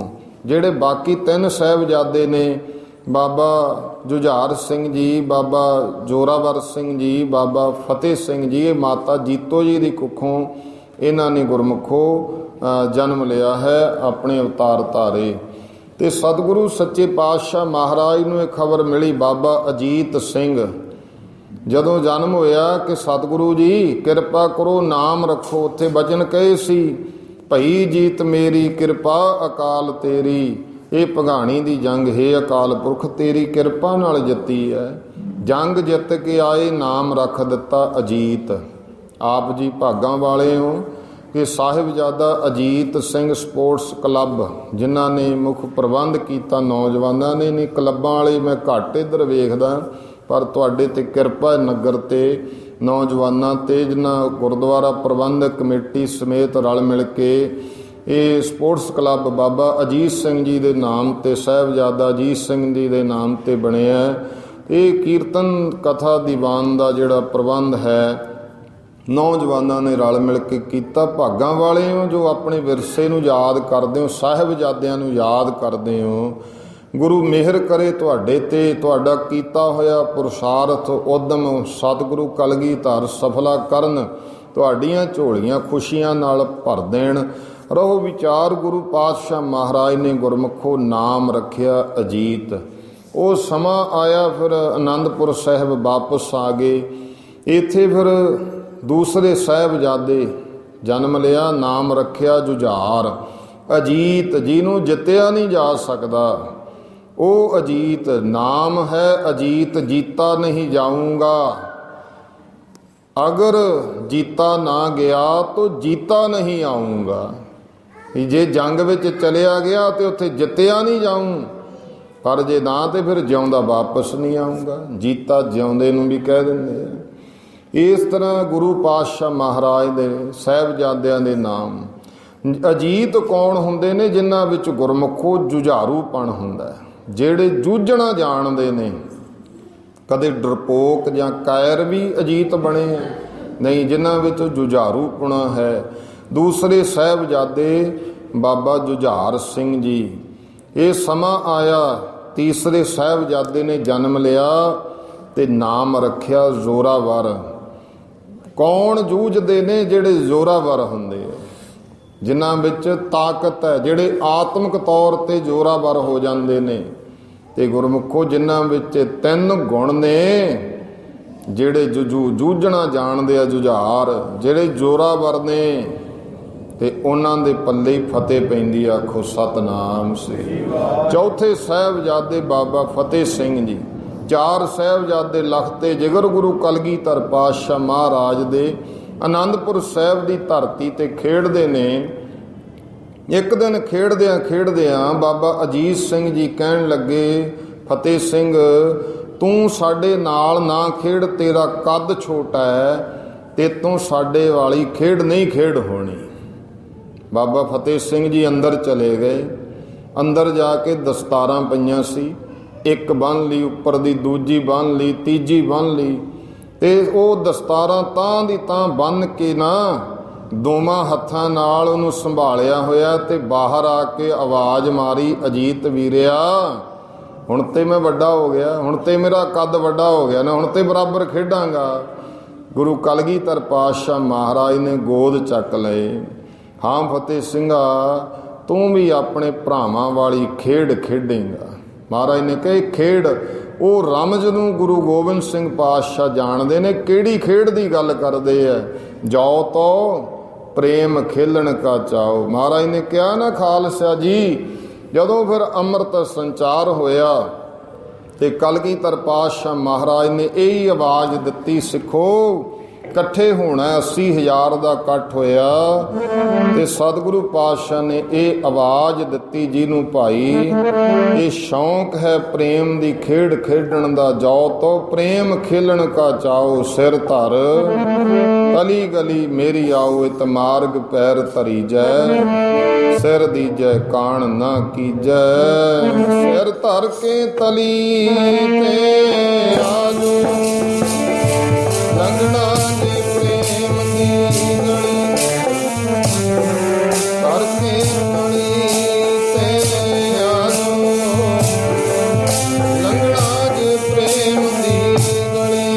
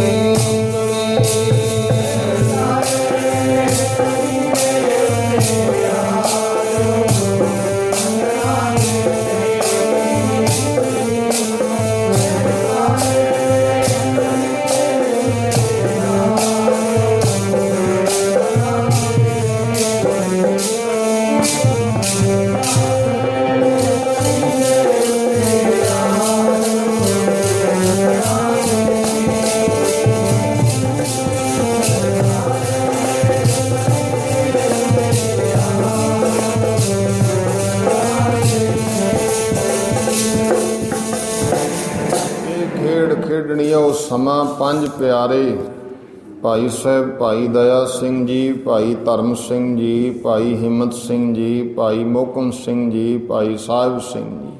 ਗੁਰੂ ਪਾਤਸ਼ਾਹ ਮਹਾਰਾਜ ਨੇ ਕਿਹਾ, ਖਾਲਸਾ ਅਕਾਲ ਪੁਰਖ ਕੀ ਫੌਜ, ਪ੍ਰਗਟਿਓ ਖਾਲਸਾ ਪ੍ਰਮਾਤਮ ਕੀ ਮੌਜ। ਇਹ ਅਕਾਲ ਪੁਰਖ ਦੀ ਫੌਜ ਹੈ ਖਾਲਸਾ। ਫੌਜ ਦਾ ਭਾਵ ਸਮਝਦੇ ਹੋ ਕਿ ਅਕਾਲ ਪੁਰਖ ਨੂੰ ਵੀ ਲੋੜ ਪੈ ਗਈ ਫੌਜ ਰੱਖਣ ਦੀ। ਫੌਜ ਉਹ ਰੱਖਦਾ ਹੈ, ਤਰਕ ਕਰਨ ਵਾਲਾ ਕਹਿ ਸਕਦਾ ਹੈ ਕਿ ਦੇਸ਼ਾਂ ਨੇ ਫੌਜ ਰੱਖੀ ਹੈ, ਦੇਸ਼ ਨੂੰ ਡਰ ਹੋਊਗਾ ਕੋਈ ਤਾਂ ਹੀ ਫੌਜ ਭਰਤੀ ਕਰਦੇ ਹੈ ਨਾ। ਫੌਜ ਦੇਸ਼ ਦੀ ਸੁਰੱਖਿਆ ਵਾਸਤੇ ਹੁੰਦੀ ਹੈ, ਤੇ ਅਕਾਲ ਪੁਰਖ ਨੂੰ ਫੌਜ ਦੀ ਕੀ ਲੋੜ ਪੈ ਗਈ। ਖਾਲਸਾ ਅਕਾਲ ਪੁਰਖ ਕੀ ਫੌਜ ਕਿਉਂ ਕਿਹਾ ਮਹਾਰਾਜ ਨੇ, ਕਿ ਇਹਦਾ ਭਾਵ ਕੀ ਹੈ, ਜਿਹੜੀ ਫੌਜ ਹੁੰਦੀ ਹੈ ਉਹ ਗੁਰਮੁਖੋ ਦੇਸ਼ ਦੇ ਮੁਖੀ ਦੇ ਅਧੀਨ ਹੁੰਦੀ ਹੈ। ਉਹਦੇ ਤੇ ਥੱਲੇ ਵਾਲਾ ਕੋਈ ਮੰਤਰੀ ਸੰਤਰੀ ਹੁਕਮ ਨਹੀਂ ਕਰ ਸਕਦਾ ਹੈ। ਕੋਈ ਜੀ ਕਿਸੇ ਸੂਬੇ ਦਾ ਮੁੱਖ ਮੰਤਰੀ ਜਾਂ ਕੋਈ ਹੋਰ ਕੋਈ ਅਹੁਦੇਦਾਰ ਕੋਈ ਹੁਕਮ ਨਹੀਂ। ਫੌਜ ਨੂੰ ਆਰਡਰ ਮਿਲਣਾ ਜਿਹੜੇ ਦੇਸ਼ ਦੇ ਮੁਖੀ ਨੇ ਦੇਣਾ, ਤੇ ਫੌਜ ਉਹਦੇ ਆਰਡਰਾਂ ਤੇ ਚੱਲਦੀ ਹੈ। ਇਸੇ ਤਰ੍ਹਾਂ ਖਾਲਸਾ ਅਕਾਲ ਪੁਰਖ ਦੀ ਫੌਜ ਹੈ, ਭਾਵੇਂ ਅਕਾਲ ਪੁਰਖ ਦੀ ਆਗਿਆ ਵਿੱਚ ਚੱਲਦਾ ਹੈ। ਇਹਦੇ ਤੇ ਕਿਸੇ ਹੋਰ ਦਾ ਹੁਕਮ ਨਹੀਂ ਹੋ ਸਕਦਾ। ਪ੍ਰਗਟਿਓ ਖਾਲਸਾ ਪਰਮਾਤਮ ਕੀ ਮੌਜ, ਰੱਬ ਦੀ ਮੌਜ ਵਿੱਚ ਪ੍ਰਗਟ ਹੋਇਆ ਹੈ। ਇਸ ਕਰਕੇ ਇਹਦੇ ਵਿੱਚ ਇਹ ਤੱਤ ਭਰਿਆ ਗੁਰੂ ਕਲਗੀਧਰ ਪਾਤਸ਼ਾਹ ਨੇ ਆਜ਼ਾਦੀ ਦਾ। ਮਹਾਰਾਜ ਨੇ ਕਿਹਾ ਸੀ, ਮੇਰਾ ਖਾਲਸਾ ਹਨੇ ਹਨੇ ਦੀ ਪਾਤਸ਼ਾਹੀ ਕਰੇਗਾ, ਕਾਠੀ ਕਾਠੀ ਦਾ ਬਾਦਸ਼ਾਹ ਹੋਵੇਗਾ। ਭਾਵ ਜਿਹੜਾ ਘੋੜੇ ਦੀ ਕਾਠੀ ਤੇ ਬੈਠ ਗਿਆ ਉਹੀ ਰਾਜਾ, ਉਹੀ ਪਾਤਸ਼ਾਹ। ਇਹ ਗੁਰੂ ਗੋਬਿੰਦ ਸਿੰਘ ਮਹਾਰਾਜ ਦੀ ਸਪਿਰਿਟ ਹੈ ਗੁਰਮੁਖੋ। ਇਸੇ ਕਰਕੇ ਤੁਸੀਂ ਦੇਖੋ, ਜਿੱਥੇ ਵੀ ਕੋਈ ਮੁਹਿੰਮਾਂ ਸਰ ਹੁੰਦੀਆਂ ਨੇ ਫਿਰ ਗੁਰੂ ਕਾ ਖਾਲਸਾ ਕਰਦਾ ਹੈ। ਕੋਈ ਭਾਵੇਂ ਕਿਤੇ ਵੀ ਸੀ, ਭਾਵੇਂ ਕੋਈ ਸਰਕਾਰ ਦੇ ਤੌਰ ਤੇ ਫੌਜ ਹੈ, ਜਿਹੜੇ ਕੋਈ ਫੌਜ ਵਿੱਚ ਰਹੇ ਆ ਉਹਨਾਂ ਨੂੰ ਪਤਾ ਹੈ ਕਿ ਜਦੋਂ ਕੋਈ ਜਿੱਥੇ ਕੋਈ ਔਖੀ ਜੰਗ ਹੁੰਦੀ ਹੈ ਫਿਰ ਉੱਥੇ ਗੁਰੂ ਕੇ ਖਾਲਸੇ ਨੂੰ ਭੇਜਦੇ ਆ, ਚਲੋ ਜੀ ਮੂਹਰੇ ਕਰੋ ਸਰ ਇਸ ਨੂੰ। ਤੇ ਇਹ ਖਾਲਸਾ ਕਿਉਂਕਿ ਇਹ ਕਿਸੇ ਦੀ ਗੁਲਾਮੀ ਵਿੱਚ ਨਹੀਂ ਰਹਿ ਸਕਦਾ, ਇਹ ਤਾਂ ਆਪ ਜਿਉਂਦਾ ਹੈ ਤੇ ਇਹ ਕਹਿੰਦਾ ਆਪ ਖੁਸ਼ੀ ਨਾਲ ਜਿਉਂ। ਪਰ ਜੇ ਕੋਈ ਚੈਲੰਜ ਕਰੇ ਨਾ ਖਾਲਸੇ ਨੂੰ, ਤੇ ਇਸੇ ਕਰਕੇ ਇਹ ਸਪਿਰਿਟ ਤੁਸੀਂ ਆ ਕਿਸਾਨਾਂ ਦਾ ਜਿਹੜਾ ਚੱਲ ਰਿਹਾ ਹੈ, ਇਹ ਕੀ ਹੈ, ਚੈਲੰਜ ਕੀਤਾ। ਭਾਵੇਂ ਕਿ ਹੁਣ ਹਰ ਇੱਕ ਪਾਸਿਓਂ ਦੇਸ਼ ਦੇ ਕੋਨੇ-ਕੋਨੇ ਵਿੱਚੋਂ ਕਿਸਾਨ ਦਿੱਲੀ ਦੇ ਵਿੱਚ ਆ ਰਹੇ ਹੈ, ਪਰ ਗੁਰੂ ਮਹਾਰਾਜ ਦੇ ਖਾਲਸੇ ਗੁਰੂ ਕੇ ਸਿੱਖਾਂ ਨੇ ਉਦਮ ਕੀਤਾ। ਪਹਿਲਾਂ ਡਰੇ ਬੈਠੇ ਸੀ, ਪਤਾ ਨਹੀਂ ਕੀ ਕਰ ਦੇਣਗੇ। ਤੇ ਇਹ ਬਰਕਤਾਂ ਵਰਤਦੀਆਂ ਨੇ ਜਿਹੜੀਆਂ ਗੁਰਮੁਖੋ ਜਿਹੜੇ ਵੱਡੇ ਵੱਡੇ ਪੱਥਰ ਉਹਨਾਂ ਨੇ ਕਰੇਨਾਂ ਦੇ ਨਾਲ ਲਿਆ ਕੇ ਰੱਖੇ ਨਾ, ਵੱਡੇ ਵੱਡੇ ਪੱਥਰ, ਤੇ ਗੁਰੂ ਮਹਾਰਾਜ ਦੀ ਕਿਰਪਾ ਖਾਲਸੇ ਨੇ ਹੱਥਾਂ ਨਾਲ ਚੱਕ ਕੇ ਪਰੇ ਕਰਤੇ। ਇਹ ਬਰਕਤਾਂ, ਇਹ ਬਖਸ਼ਿਸ਼ਾਂ ਨੇ। ਐਵੇਂ ਨਹੀਂ ਕਹਿੰਦੇ ਕੋਈ ਸ਼ਕਤੀ ਹੈ, ਉਹ ਸ਼ਕਤੀ ਹੋਈ ਸੀ ਜਿਹੜੀ ਚੀਜ਼ ਨੂੰ ਕਰੇਨ ਚੁੱਕਦੀ ਹੈ, ਖਾਲਸਾ ਹੱਥਾਂ ਨਾਲ ਚੁੱਕੀ ਜਾਂਦਾ। ਤੇ ਹੋਰ ਸ਼ਕਤੀ ਕੀ ਦੇਖਦੇ ਹੋ ਤੁਸੀਂ? ਇਹ ਬਰਕਤਾਂ ਨੇ ਖਾਲਸੇ ਦੀਆਂ। ਇਹ ਠੀਕ ਹੈ, ਅੱਜ ਅਸੀਂ ਜਿਹੜਾ ਹੈ ਇਸ ਪਾਸੇ ਵੀ ਹੁਣ ਗੱਲ ਵਿੱਚ ਆ ਗਈ ਹੈ ਕਿਸਾਨਾਂ ਦੇ ਮੁੱਦੇ ਤੇ, ਕਿ ਗੁਰਮੁਖੋ ਅੱਜ ਆਪਾਂ ਕਹਿੰਦੇ ਸਾਨੂੰ ਕਾਰਪੋਰੇਟ ਘਰਾਣੇ ਜਿਹੜੇ ਨੇ ਗੁਲਾਮ ਬਣਾ ਰਹੇ ਆ। ਪਰ ਤੁਸੀਂ ਨਿਗਾਹ ਮਾਰੋ ਕਿ ਆਪਾਂ ਉਸ ਉਦਮ ਵੱਲ ਨੂੰ ਤੁਰਨਾ ਹੈ। ਅਸੀਂ ਕਈ ਸਾਲਾਂ ਦੇ ਕਦਮ ਦਰ ਕਦਮ ਗੁਲਾਮ ਆ। ਤੁਸੀਂ ਬੈਠੇ ਹੋ, ਮੈਂ ਵੀ ਖੇਤੀ ਕਰਦਾ ਰਿਹਾ ਹਾਂ, ਤੇ ਆਪਾਂ ਕਦੋਂ ਬੀਜ ਲੈ ਕੇ ਆਉਂਦੇ ਹੁੰਦੇ ਸੀ ਖੇਤ ਵਿੱਚੋਂ, ਘਰ ਦਾ ਬੀਜ ਹੋਣਾ, ਉਹੀ ਫਸਲ ਬੀਜ ਲੈਣੀ। ਅੱਜ ਪੱਠੇ ਬੀਜਣੇ ਹੁੰਦੇ ਆ, ਪਹਿਲਾਂ ਸ਼ਹਿਰ ਜਾਂਦੇ ਆ ਬੀਜ ਲੈਣ ਵਾਸਤੇ, ਤੇ ਉਹ ਕੌਣ ਪੈਦਾ ਕਰਦਾ? ਕਾਰਪੋਰੇਟ ਘਰਾਣੇ ਕਰਦੇ ਨੇ। ਅਸੀਂ ਕਦਮ ਦਰ ਕਦਮ ਤੇ ਕਿਹੜੀਆਂ ਚੀਜ਼ਾਂ ਹੁੰਦੀਆਂ ਸੀ ਸਾਡੇ ਘਰਾਂ ਵਿੱਚ ਵਰਤਾਵਾ, ਭਾਵੇਂ ਕਿ ਆਯੁਰਵੈਦਿਕ ਕਹਿੰਦੀ ਆ ਰਿਫਾਈਨਡ ਹੋਇਆ, ਖੰਡ ਹੋਈ, ਆਇਓਡੀਨ, ਨਿਮਕ ਹੋਇਆ, ਜ਼ਹਿਰਾਂ ਨੇ ਤੁਸੀਂ ਘਰ ਵਿੱਚ ਲਿਆ ਰਹੇ ਹੋ। ਤੇ ਅੱਜ ਅਸੀਂ ਉਸ ਪਾਸੇ ਨੂੰ, ਉਹ ਜਿਹੜੀਆਂ ਸਾਡੀਆਂ ਦੇਸੀ ਖੁਰਾਕਾਂ ਸੀ ਅਸੀਂ ਉਹ ਛੱਡ ਦਿੱਤੀਆਂ। ਹੌਲੀ ਹੌਲੀ ਸਾਡੇ ਦੁਆਲੇ ਇਹਨਾਂ ਨੇ ਮਾਹੌਲ ਐਸਾ ਪੈਦਾ ਕੀਤਾ ਕਿ ਹੌਲੀ ਹੌਲੀ ਇਹ ਚੰਦ ਬੰਦਿਆਂ ਦੇ ਹੱਥ ਵਿੱਚ ਜਿਹੜਾ ਧਨ ਹੈ, ਇਹਦਾ ਭਾਵ ਕੀ ਹੈ ਕਿ ਇੱਥੇ ਲੇਬਰ ਵੱਧ ਤੋਂ ਵੱਧ ਪੈਦਾ ਕੀਤੀ ਜਾਵੇ। ਜਿਹੜੇ ਕਾਰਪੋਰੇਟ ਘਰਾਣੇ ਉਹਨਾਂ ਦਾ ਮਕਸਦ ਹੀ ਇਹ ਹੈ ਕਿ ਜਿਹੜਾ ਕੰਮ ਕੀਤਾ ਉਹ ਸਾਡੇ ਹੱਥ ਵਿੱਚ ਆ ਜੇ, ਤੇ ਜਿਹੜੇ ਆਮ ਲੋਕ ਨੇ ਥੱਲੇ ਵਾਲੇ ਹੌਲੀ ਹੌਲੀ ਮਜਬੂਰ ਹੋ ਜਾਣ। ਚਾਹੇ ਛੋਟਾ ਦੁਕਾਨਦਾਰ ਹੈ, ਚਾਹੇ ਕੋਈ ਕਿੱਤਾ ਕਰਦਾ, ਕੋਈ ਕਰਦਾ, ਉਹਦੇ ਹੱਥੋਂ ਉਹਦਾ ਕਿੱਤਾ ਖਤਮ ਹੋ ਜੇ ਤੇ ਉਹ ਲੇਬਰ ਵੱਧ ਹੋਵੇ, ਸਾਨੂੰ ਲੇਬਰ ਲੈਣੀ ਸੌਖੀ ਹੋ ਜੇ। ਹੋਰ ਕੀ ਖੇਡ ਹੈ ਇਹਨਾਂ ਦੀ? ਤੇ ਇਹ ਇਸ ਪਾਸੇ ਤੋਂ ਇਹ ਦੇਖੋ ਸਮਾਂ ਜਦੋਂ ਬਾਬਾ ਬੰਦਾ ਸਿੰਘ ਬਹਾਦਰ ਜਿਨ੍ਹਾਂ ਨੇ ਇਹ ਆਪਾਂ ਨੂੰ ਇਹ ਜ਼ਮੀਨਾਂ ਦੇ ਮਾਲਕ ਬਣਾਇਆ, ਇੱਕ ਪਿੰਡ ਦੇ ਵਿੱਚ ਹਜ਼ਾਰ ਹਜ਼ਾਰ ਜਿਹੜਾ ਹੈ ਆਬਾਦੀ ਦੇ ਪਿੰਡ ਹੁੰਦੇ, 500 ਆਬਾਦੀ ਇਹੋ ਜਿਹੇ ਘਰ ਹੁੰਦੇ, ਤੇ ਪੁੱਛਣਾ ਵੀ ਜ਼ਮੀਨਾਂ, ਕਹਿੰਦੇ 5 ਜਾਣੇ ਆ ਇੱਥੋਂ ਦੇ ਮਾਲਕ ਆ ਜ਼ਮੀਨਾਂ ਦੇ, ਅਸੀਂ ਤਾਂ ਕੰਮ ਕਰਦੇ ਹਾਂ। ਇਹ ਦੇਖੋ ਬਾਬਾ ਬੰਦਾ ਸਿੰਘ ਬਹਾਦਰ ਨੇ ਕਹਿਣਾ, ਉਹ ਇੰਨੇ ਤੁਸੀਂ, ਤੇ ਤੁਸੀਂ 500 5 ਬੰਦਿਆਂ ਦੀ ਅਧੀਨਗੀ ਵਿੱਚ ਤੁਸੀਂ ਚੱਲ ਰਹੇ ਹੋ। ਆਓ ਇਕੱਠੇ ਹੋ ਕੇ ਲਾ ਕੇ ਮੋਹਰਾਂ, ਅੱਜ ਤੋਂ ਜਿੱਥੇ ਜਿੱਥੇ ਤੱਕ ਕੰਮ ਕਰਦੇ ਹੋ ਤੁਸੀਂ ਮਾਲਕ ਹੋ, ਇਹਨਾਂ ਦੀ ਮਲਕੀਅਤ ਕਰ ਦਿੱਤੀ। ਇਹ ਸਾਡੇ ਤੇ ਕਿਰਪਾ ਕੀਤੀ। ਰਹੋ ਵਿਚਾਰ, ਇਹ ਗੁਰੂ ਪਾਤਸ਼ਾਹ ਮਹਾਰਾਜ ਨੇ ਬਰਕਤਾਂ ਨੇ ਕਿ ਉਸ ਗੱਲ ਨੂੰ ਦੇਖ ਕੇ ਚੱਲੇ ਇੱਥੋਂ, ਗੁਰੂ ਮਹਾਰਾਜ ਦਾ ਨਾਮ ਲੈ ਕੇ, ਤੇ ਉਹ ਦੇਖ ਕੇ ਫਿਰ ਬਾਕੀ ਸੂਬਿਆਂ ਦੇ ਉਹ ਕਿਸਾਨ ਕਹਿੰਦੇ ਸਾਨੂੰ ਹੌਸਲਾ ਹੋ ਗਿਆ ਜਦੋਂ ਇਹਨਾਂ ਨੇ ਚੱਕ ਚੱਕ ਪੱਥਰ ਪਰੇ ਮਾਰੇ ਤੇ ਭਰਤੀਆਂ ਖਾਈਆਂ, ਤੇ ਅਸੀਂ ਵੀ ਹੌਸਲੇ ਨਾਲ ਅੱਗੇ ਵਧੇ। ਇਹ ਬਹੁਤ ਕੁਝ ਚੱਲਦਾ ਸਮੇਂ ਦੇ ਨਾਲ, ਤੇ ਸਾਨੂੰ ਵੀ ਸੁਚੇਤ ਹੋਣ ਦੀ ਲੋੜ ਹੈ, ਸਾਥ ਵੀ ਦੇਣ ਦੀ ਲੋੜ ਹੈ। ਕਿਉਂਕਿ ਜੇ ਅਸੀਂ ਆਪਣੀ ਆਜ਼ਾਦੀ ਵਾਸਤੇ, ਆਪਣੀ ਹੋਂਦ ਵਾਸਤੇ ਨਹੀਂ ਲੜ ਸਕਦੇ, ਇਹ ਆਜ਼ਾਦੀ ਇਹ ਨਹੀਂ ਕੋਈ, ਅਸੀਂ ਨਹੀਂ ਕਹਿੰਦੇ ਕਿਸੇ ਦੇਸ਼ ਦੇ ਟੁਕੜੇ ਕਰੋ। ਇਹ ਤਾਂ ਜੇ ਇਹਨਾਂ ਦੀ ਜਿਹੜੀਆਂ ਅੱਜ ਪਾਲਿਸੀਆਂ ਨੇ ਨਾ, ਇਹ ਕਹੀ ਜਾਂਦੇ ਨੇ ਅਸੀਂ ਦੇਸ਼ ਭਗਤਾਂ, ਜਿਹੜੀਆਂ ਇਹ ਪਾਲਿਸੀਆਂ ਬੈਠੇ ਬਣਾ ਰਹੇ ਨੇ, ਖੁਦ ਦੇਸ਼ ਨੂੰ ਵੰਡਣ ਵੱਲ ਨੂੰ ਹੋਏ ਵੇ ਨੇ, ਦੇਸ਼ ਦੇ ਟੁਕੜੇ ਖੁਦ ਕਰਨ ਵਾਸਤੇ ਤਿਆਰ ਨੇ ਇਹ। ਤੇ ਇਹ ਦੋਸ਼ ਠੀਕ ਹੈ ਦੂਜਿਆਂ ਸਿਰ ਦੇਣਗੇ। ਜਦੋਂ ਲੋਕਾਂ ਦੀ ਆਰਥਿਕਤਾ ਦੇ ਤੁਸੀਂ ਸੱਟ ਮਾਰੋਗੇ, ਲੋਕਾਂ ਦੀ ਰੋਟੀ ਨੂੰ ਤੁਸੀਂ ਸੱਟ ਮਾਰੋਗੇ, ਖੋਹਣ ਦੀ ਕੋਸ਼ਿਸ਼ ਕਰੋਗੇ, ਤੇ ਫਿਰ ਉਦੋਂ ਕਿੰਨਾ ਕੁ ਟਾਈਮ ਹੋਊਗਾ, ਭਾਵੇਂ ਕੋਈ ਮਜ਼ਦੂਰੀ ਕਰਦਾ, ਭਾਵੇਂ ਕੋਈ ਕੁਛ ਕਰਦਾ, ਇਹ ਸਾਰੇ ਲੋਕ ਸ਼ੋਸ਼ਣ ਕਰਨਗੇ ਆਉਣ ਵਾਲੇ ਸਮੇਂ ਵਿੱਚ। ਇਸ ਕਰਕੇ ਜਾਗਣ ਦੀ ਲੋੜ ਹੈ, ਤੇ ਬਹੁਤ ਜਾਗੇ ਨੇ ਬੜੇ ਪਿੰਡਾਂ ਵਿੱਚੋਂ। ਸਤਿਗੁਰੂ ਪਾਤਸ਼ਾਹ ਦੀ ਕਿਰਪਾ ਰਹੋ ਵਿਚਾਰ। ਗੁਰੂ ਮਹਾਰਾਜ ਨੇ ਕਿਹਾ ਮੇਰਾ ਖਾਲਸਾ ਹਨੇ ਹਨੇ ਦਾ ਪਾਤਸ਼ਾਹ। ਇਹ ਨਿੱਕੀਆਂ ਮੁੱਟੀਆਂ, ਹੁਣ ਤਾਂ ਸਮਾਂ ਆਇਆ ਜਾ ਜਦੋਂ ਨਵਾਬ ਕਪੂਰ ਸਿੰਘ ਜੀ ਨੂੰ ਗੁਰਮੁਖੋਂ ਨਵਾਬੀ ਦਿੱਤੀ ਹੈ, ਤੇ ਸਭ ਤੋਂ ਪਹਿਲਾਂ ਮੁਖੀ ਉੱਥੇ ਸਨ ਦਰਬਾਰਾ ਸਿੰਘ ਦੀਵਾਨ, ਜਿਹੜੇ ਮਹਾਰਾਜ ਦੇ ਗੁਰੂ ਕਲਗੀਧਰ ਪਾਤਸ਼ਾਹ ਦੀ ਹਜ਼ੂਰੀ ਵਿੱਚ ਵੀ ਅਦਾਲਤੀ ਕੰਮ ਕਰਦੇ ਰਹੇ। ਉਹ ਖਾਲਸੇ ਦੇ ਦੀਵਾਨ ਸਨ। ਨਵਾਬੀ ਆਈ ਤੇ ਕੋਈ ਲੈਣ ਨੂੰ ਤਿਆਰ ਨਹੀਂ ਸੀ। ਕਿਹਾ ਦਰਬਾਰਾ ਸਿੰਘ ਜੀ ਤੁਸੀਂ ਸਿਆਣੇ ਹੋ, ਸਾਰਿਆਂ ਵਿੱਚੋਂ ਨਵਾਬੀ ਲੈ ਲਓ। ਉੱਥੇ ਪਤਾ ਕੀ ਗੱਲ ਕਹੀ ਸੀ, ਕਦੇ ਰਤਨ ਸਿੰਘ ਭੰਗੂ ਦਾ ਲਿਖਿਆ ਹੋਇਆ ਜੋ ਸ੍ਰੀ ਗੁਰੂ ਪੰਥ ਪ੍ਰਕਾਸ਼, ਪ੍ਰਾਚੀਨ ਪੰਥ ਪ੍ਰਕਾਸ਼ਾਂ ਨੂੰ ਪੜ੍ਹੀਏ, ਉਹ ਕਹਿੰਦੇ ਹਮ ਰਾਖਤ ਪਾਤਸ਼ਾਹੀ ਦਾਵਾ, ਅਸੀਂ ਤੇ ਪਾਤਸ਼ਾਹੀ ਦਾਵਾ ਰੱਖਣ ਵਾਲੇ ਹਾਂ, ਤੇ ਅਸੀਂ ਇਹ ਨਵਾਬੀਆਂ ਕੀ ਕਰਾਂਗੇ, ਛੋਟੇ ਅਹੁਦਿਆਂ ਤੋਂ ਕੀ ਕਰਨਾ ਹੈ। ਹਾਂ ਉਹ ਗੱਲ ਵੱਖਰੀ, ਉਹ ਪਾਤਸ਼ਾਹੀ ਸਾਨੂੰ ਲੋਕ ਦੀ ਮਿਲ ਜੇ, ਪਾਤਸ਼ਾਹੀ ਸਾਨੂੰ ਪਰਲੋਕ ਦੀ ਮਿਲ ਜੇ, ਪਰ ਸਿੱਖ ਪਾਤਸ਼ਾਹੀ ਤੋਂ ਥੱਲੇ ਕੋਈ ਦਾਵਾ ਹੀ ਨਹੀਂ ਰੱਖਦਾ ਹੈ। ਇਹ ਤਾਂ ਹਨੇ ਹਨੇ ਦਾ ਪਾਤਸ਼ਾਹ, ਕਾਠੀ ਕਾਠੀ ਦਾ ਪਾਤਸ਼ਾਹ ਮਹਾਰਾਜ। ਇਹ ਕਦੇ ਪ੍ਰਾਤਨ ਜਿਹੜੇ ਗ੍ਰੰਥ ਹੈ, ਅੱਜ ਅਸੀਂ ਇੱਧਰ ਪਾਸੋਂ ਵੇਸਲੇ ਹਾਂ, ਅੱਜ ਤੱਕ ਕਈ ਨਿੰਦਿਆ ਕਰਨ ਲੱਗੇ ਪੁਰਾਤਨ ਗ੍ਰੰਥਾਂ ਦੀ, ਪੜ੍ਹਨੇ ਹੈ ਨਹੀਂ।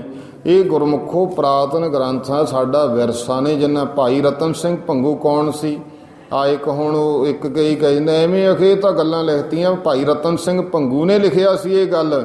ਉਹ ਕਹਿੰਦਾ ਸੀ, ਖਾਲਸਾ ਕਹਿੰਦਾ ਹੁੰਦਾ ਸੀ ਕਿ ਜਿਹੋ ਜੀ ਦਿੱਲੀ ਮਾਰੀ ਹੋਏ, ਜਿਹੋ ਜੀ ਬਿੱਲੀ ਮਾਰੀ ਉਹੋ ਜੀ ਦਿੱਲੀ ਮਾਰੀ। ਇਹ ਰਤਨ ਸਿੰਘ ਭੰਗੂ ਨੇ ਲਿਖਿਆ ਵੀ ਜਿਹੋ ਜੀ ਬਿੱਲੀ ਮਾਰ ਲਈ। ਭਾਈ ਬਘੇਲ ਸਿੰਘ ਉਹ ਨਹੀਂ ਜਾਣਦੇ ਜਦੋਂ ਇਹ ਉਹ ਭਾਈ ਰਤਨ ਸਿੰਘ ਉਹਨਾਂ ਨੇ ਕਿਉਂ ਲਿਖਾਇਆ। ਹੁਣ ਇਹ ਵਿਸ਼ਾ ਮੈਂ ਗੱਲ ਆ ਗਈ ਵਿੱਚ ਆਪ ਜੀ ਨੇ ਸਾਂਝੀ ਕਰ ਲਾਂ ਕਿ ਜਦੋਂ ਸ਼ਾਹ ਆਲਮ ਦਿੱਲੀ ਦਾ ਬਾਦਸ਼ਾਹ ਸੀ, ਅੰਗਰੇਜ਼ਾਂ ਦਾ ਜੇ ਰਾਜ ਨਹੀਂ ਸੀ ਹੋਇਆ, ਤੇ ਅੰਗਰੇਜ਼ ਇੱਥੇ ਕਿਵੇਂ ਇੱਥੇ ਆਏ। ਪਹਿਲਾਂ ਫਰਾਂਸੀਸੀ ਆਏ ਨੇ ਅੰਗਰੇਜ਼ਾਂ ਤੋਂ ਪਹਿਲਾਂ ਵੀ ਇੱਥੇ, ਗੁਰੂ ਨਾਨਕ ਦੇਵ ਮਹਾਰਾਜ ਦੇ ਸਮੇਂ ਤੋਂ ਆਉਣੇ ਸ਼ੁਰੂ ਹੋ ਗਏ ਫਰੰਗੀ। ਤੇ ਇੱਥੇ ਫਿਰ ਉਹ ਜਿਹੜੇ ਅੰਗਰੇਜ਼ ਸਨ ਜਦੋਂ ਦਿੱਲੀ ਆਏ ਨਾ, ਉਹ ਕੁਝ ਆਪਣਾ ਗਲਬਾ ਪਾਉਣ ਵਾਸਤੇ, ਤੇ ਉਹ ਸਮਾਂ ਸੀ ਕਿ ਇੱਥੇ ਖਾਲਸੇ ਨੇ ਖੰਡਾ ਖੜਕਾਤਾ ਬਾਬਾ ਬਘੇਲ ਸਿੰਘ ਉਹਨਾਂ ਨੇ। ਤੇ ਉਹ ਸ਼ਾਹ ਆਲਮ ਨੂੰ ਪੁੱਛਦਾ ਹੈ, ਇੱਕ ਅਖਤਰ ਲੋਨੀ ਮੁਖੀ ਸੀ ਅੰਗਰੇਜ਼ਾਂ ਦਾ ਜਰਨੈਲ, ਇਹਨਾਂ ਨੇ ਪਹਿਲਾਂ ਈਸਟ ਇੰਡੀਆ ਕੰਪਨੀ ਬਣਾਈ ਸੀ, ਕਲਕੱਤੇ ਦੇ ਵਿੱਚ ਦਫ਼ਤਰ ਖੋਲ੍ਹਿਆ ਸੀ ਅੰਗਰੇਜ਼ਾਂ ਨੇ, ਤੁਸੀਂ ਇਤਿਹਾਸ ਜਿਹੜੇ ਪੜ੍ਹਨ ਵਾਲੇ ਹੋ। ਉਹ ਅਖਤਰ ਲੋਨੀ ਨੇ ਪੁੱਛਿਆ ਸ਼ਾਹ ਆਲਮ ਨੂੰ, ਦਿੱਲੀ ਦੇ ਬਾਦਸ਼ਾਹ ਨੂੰ, ਇਹ ਕੌਣ ਹੈ ਜਿਹੜੇ ਖੰਡਾ ਖੜਕਾ ਗਏ ਇੱਥੋਂ ਦਿੱਲੀ ਲੁੱਟ ਲਈ। ਸ਼ਾਹ ਆਲਮ ਕਹਿੰਦਾ ਸਾਡੀ ਪਰਜਾ ਹੈ, ਇਹ ਸਾਤੋਂ ਬਾਗੀ ਹੋ ਗਏ ਨੇ। ਤੇ ਅੰਗਰੇਜ਼ ਜਿਹੜੇ ਸੋਚਦੇ ਸੀ, ਉਹ ਕਹਿੰਦੇ ਪਰਜਾ ਇੰਨਾ ਬਾਗੀ ਕਿਵੇਂ ਹੋ ਗਈ ਵੀ ਦਿੱਲੀ ਆ ਕੇ ਖੰਡਾ ਖੜਕਾਤਾ, ਦਿੱਲੀ ਲੁੱਟ ਲਈ ਇਹਨਾਂ ਨੇ, ਇਹੋ ਜਿਹੀ ਕਿਹੜੀ ਪਰਜਾ ਹੋ ਸਕਦੀ ਹੈ। ਹੌਲੀ ਹੌਲੀ ਪਤਾ ਲੱਗਿਆ ਜਦੋਂ ਸ਼ਾਹ ਆਲਮ ਨੇ ਕੁਝ ਗਲਤ ਲਿਖਾਇਆ। ਤੇ ਇੱਥੇ ਤੁਹਾਨੂੰ ਪਤਾ ਜਦੋਂ ਮਹਾਰਾਜਾ ਰਣਜੀਤ ਸਿੰਘ ਦਾ ਉਸ ਸਮੇਂ ਪੂਰਾ ਜ਼ੋਰ ਸੀ, ਤੇ ਮਹਾਰਾਜਾ ਰਣਜੀਤ ਸਿੰਘ ਦੇ ਰਾਜ ਤੋਂ ਜਿਹੜੇ ਪਟਿਆਲਾ ਕਪੂਰਥਲਾ, ਨਾਭਾ, ਜੀਂਦ, ਇਹ ਰਿਆਸਤ ਇਹਨਾਂ ਨੂੰ ਖਤਰਾ ਹੋ ਗਿਆ ਕਿ ਮਹਾਰਾਜਾ ਰਣਜੀਤ ਸਿੰਘ ਤਾਂ ਸਾਡੀਆਂ ਰਿਆਸਤਾਂ ਵੀ ਅਧੀਨ ਕਰੂਗਾ। ਇਹ ਗਏ ਅੰਗਰੇਜ਼ਾਂ ਕੋਲੇ, ਉਹਨਾਂ ਨੂੰ ਲਿਆਏ ਇਹ ਸਾਰੇ, ਪਟਿਆਲਾ ਰਿਆਸਤ, ਨਾਭਾ, ਜੀਂਦ, ਕਪੂਰਥਲੇ ਵਾਲੇ ਨਾ ਅੰਗਰੇਜ਼ਾਂ ਨੂੰ ਲਿਆਏ, ਤੁਸੀਂ ਆਓ। ਤੇ ਉਹਨਾਂ ਨੇ ਫਿਰ ਅੰਗਰੇਜ਼ਾਂ ਦੇ ਲੁਧਿਆਣੇ ਛਾਉਣੀ ਪਵਾਤੀ, ਆਪਣੇ ਕੋਲੇ ਆ। ਤੇ ਇੱਥੇ ਛਾਉਣੀ ਪਵਾਈ, ਕੈਪਟਨ ਮਰੇ ਸੀ, ਉਹ DC ਲਾਤਾ, ਸਾਰੀਆਂ ਰਿਆਸਤਾਂ ਦਾ ਪ੍ਰਬੰਧਕ ਲਾਤਾ ਇੱਕ ਤਰ੍ਹਾਂ ਨਾਲ।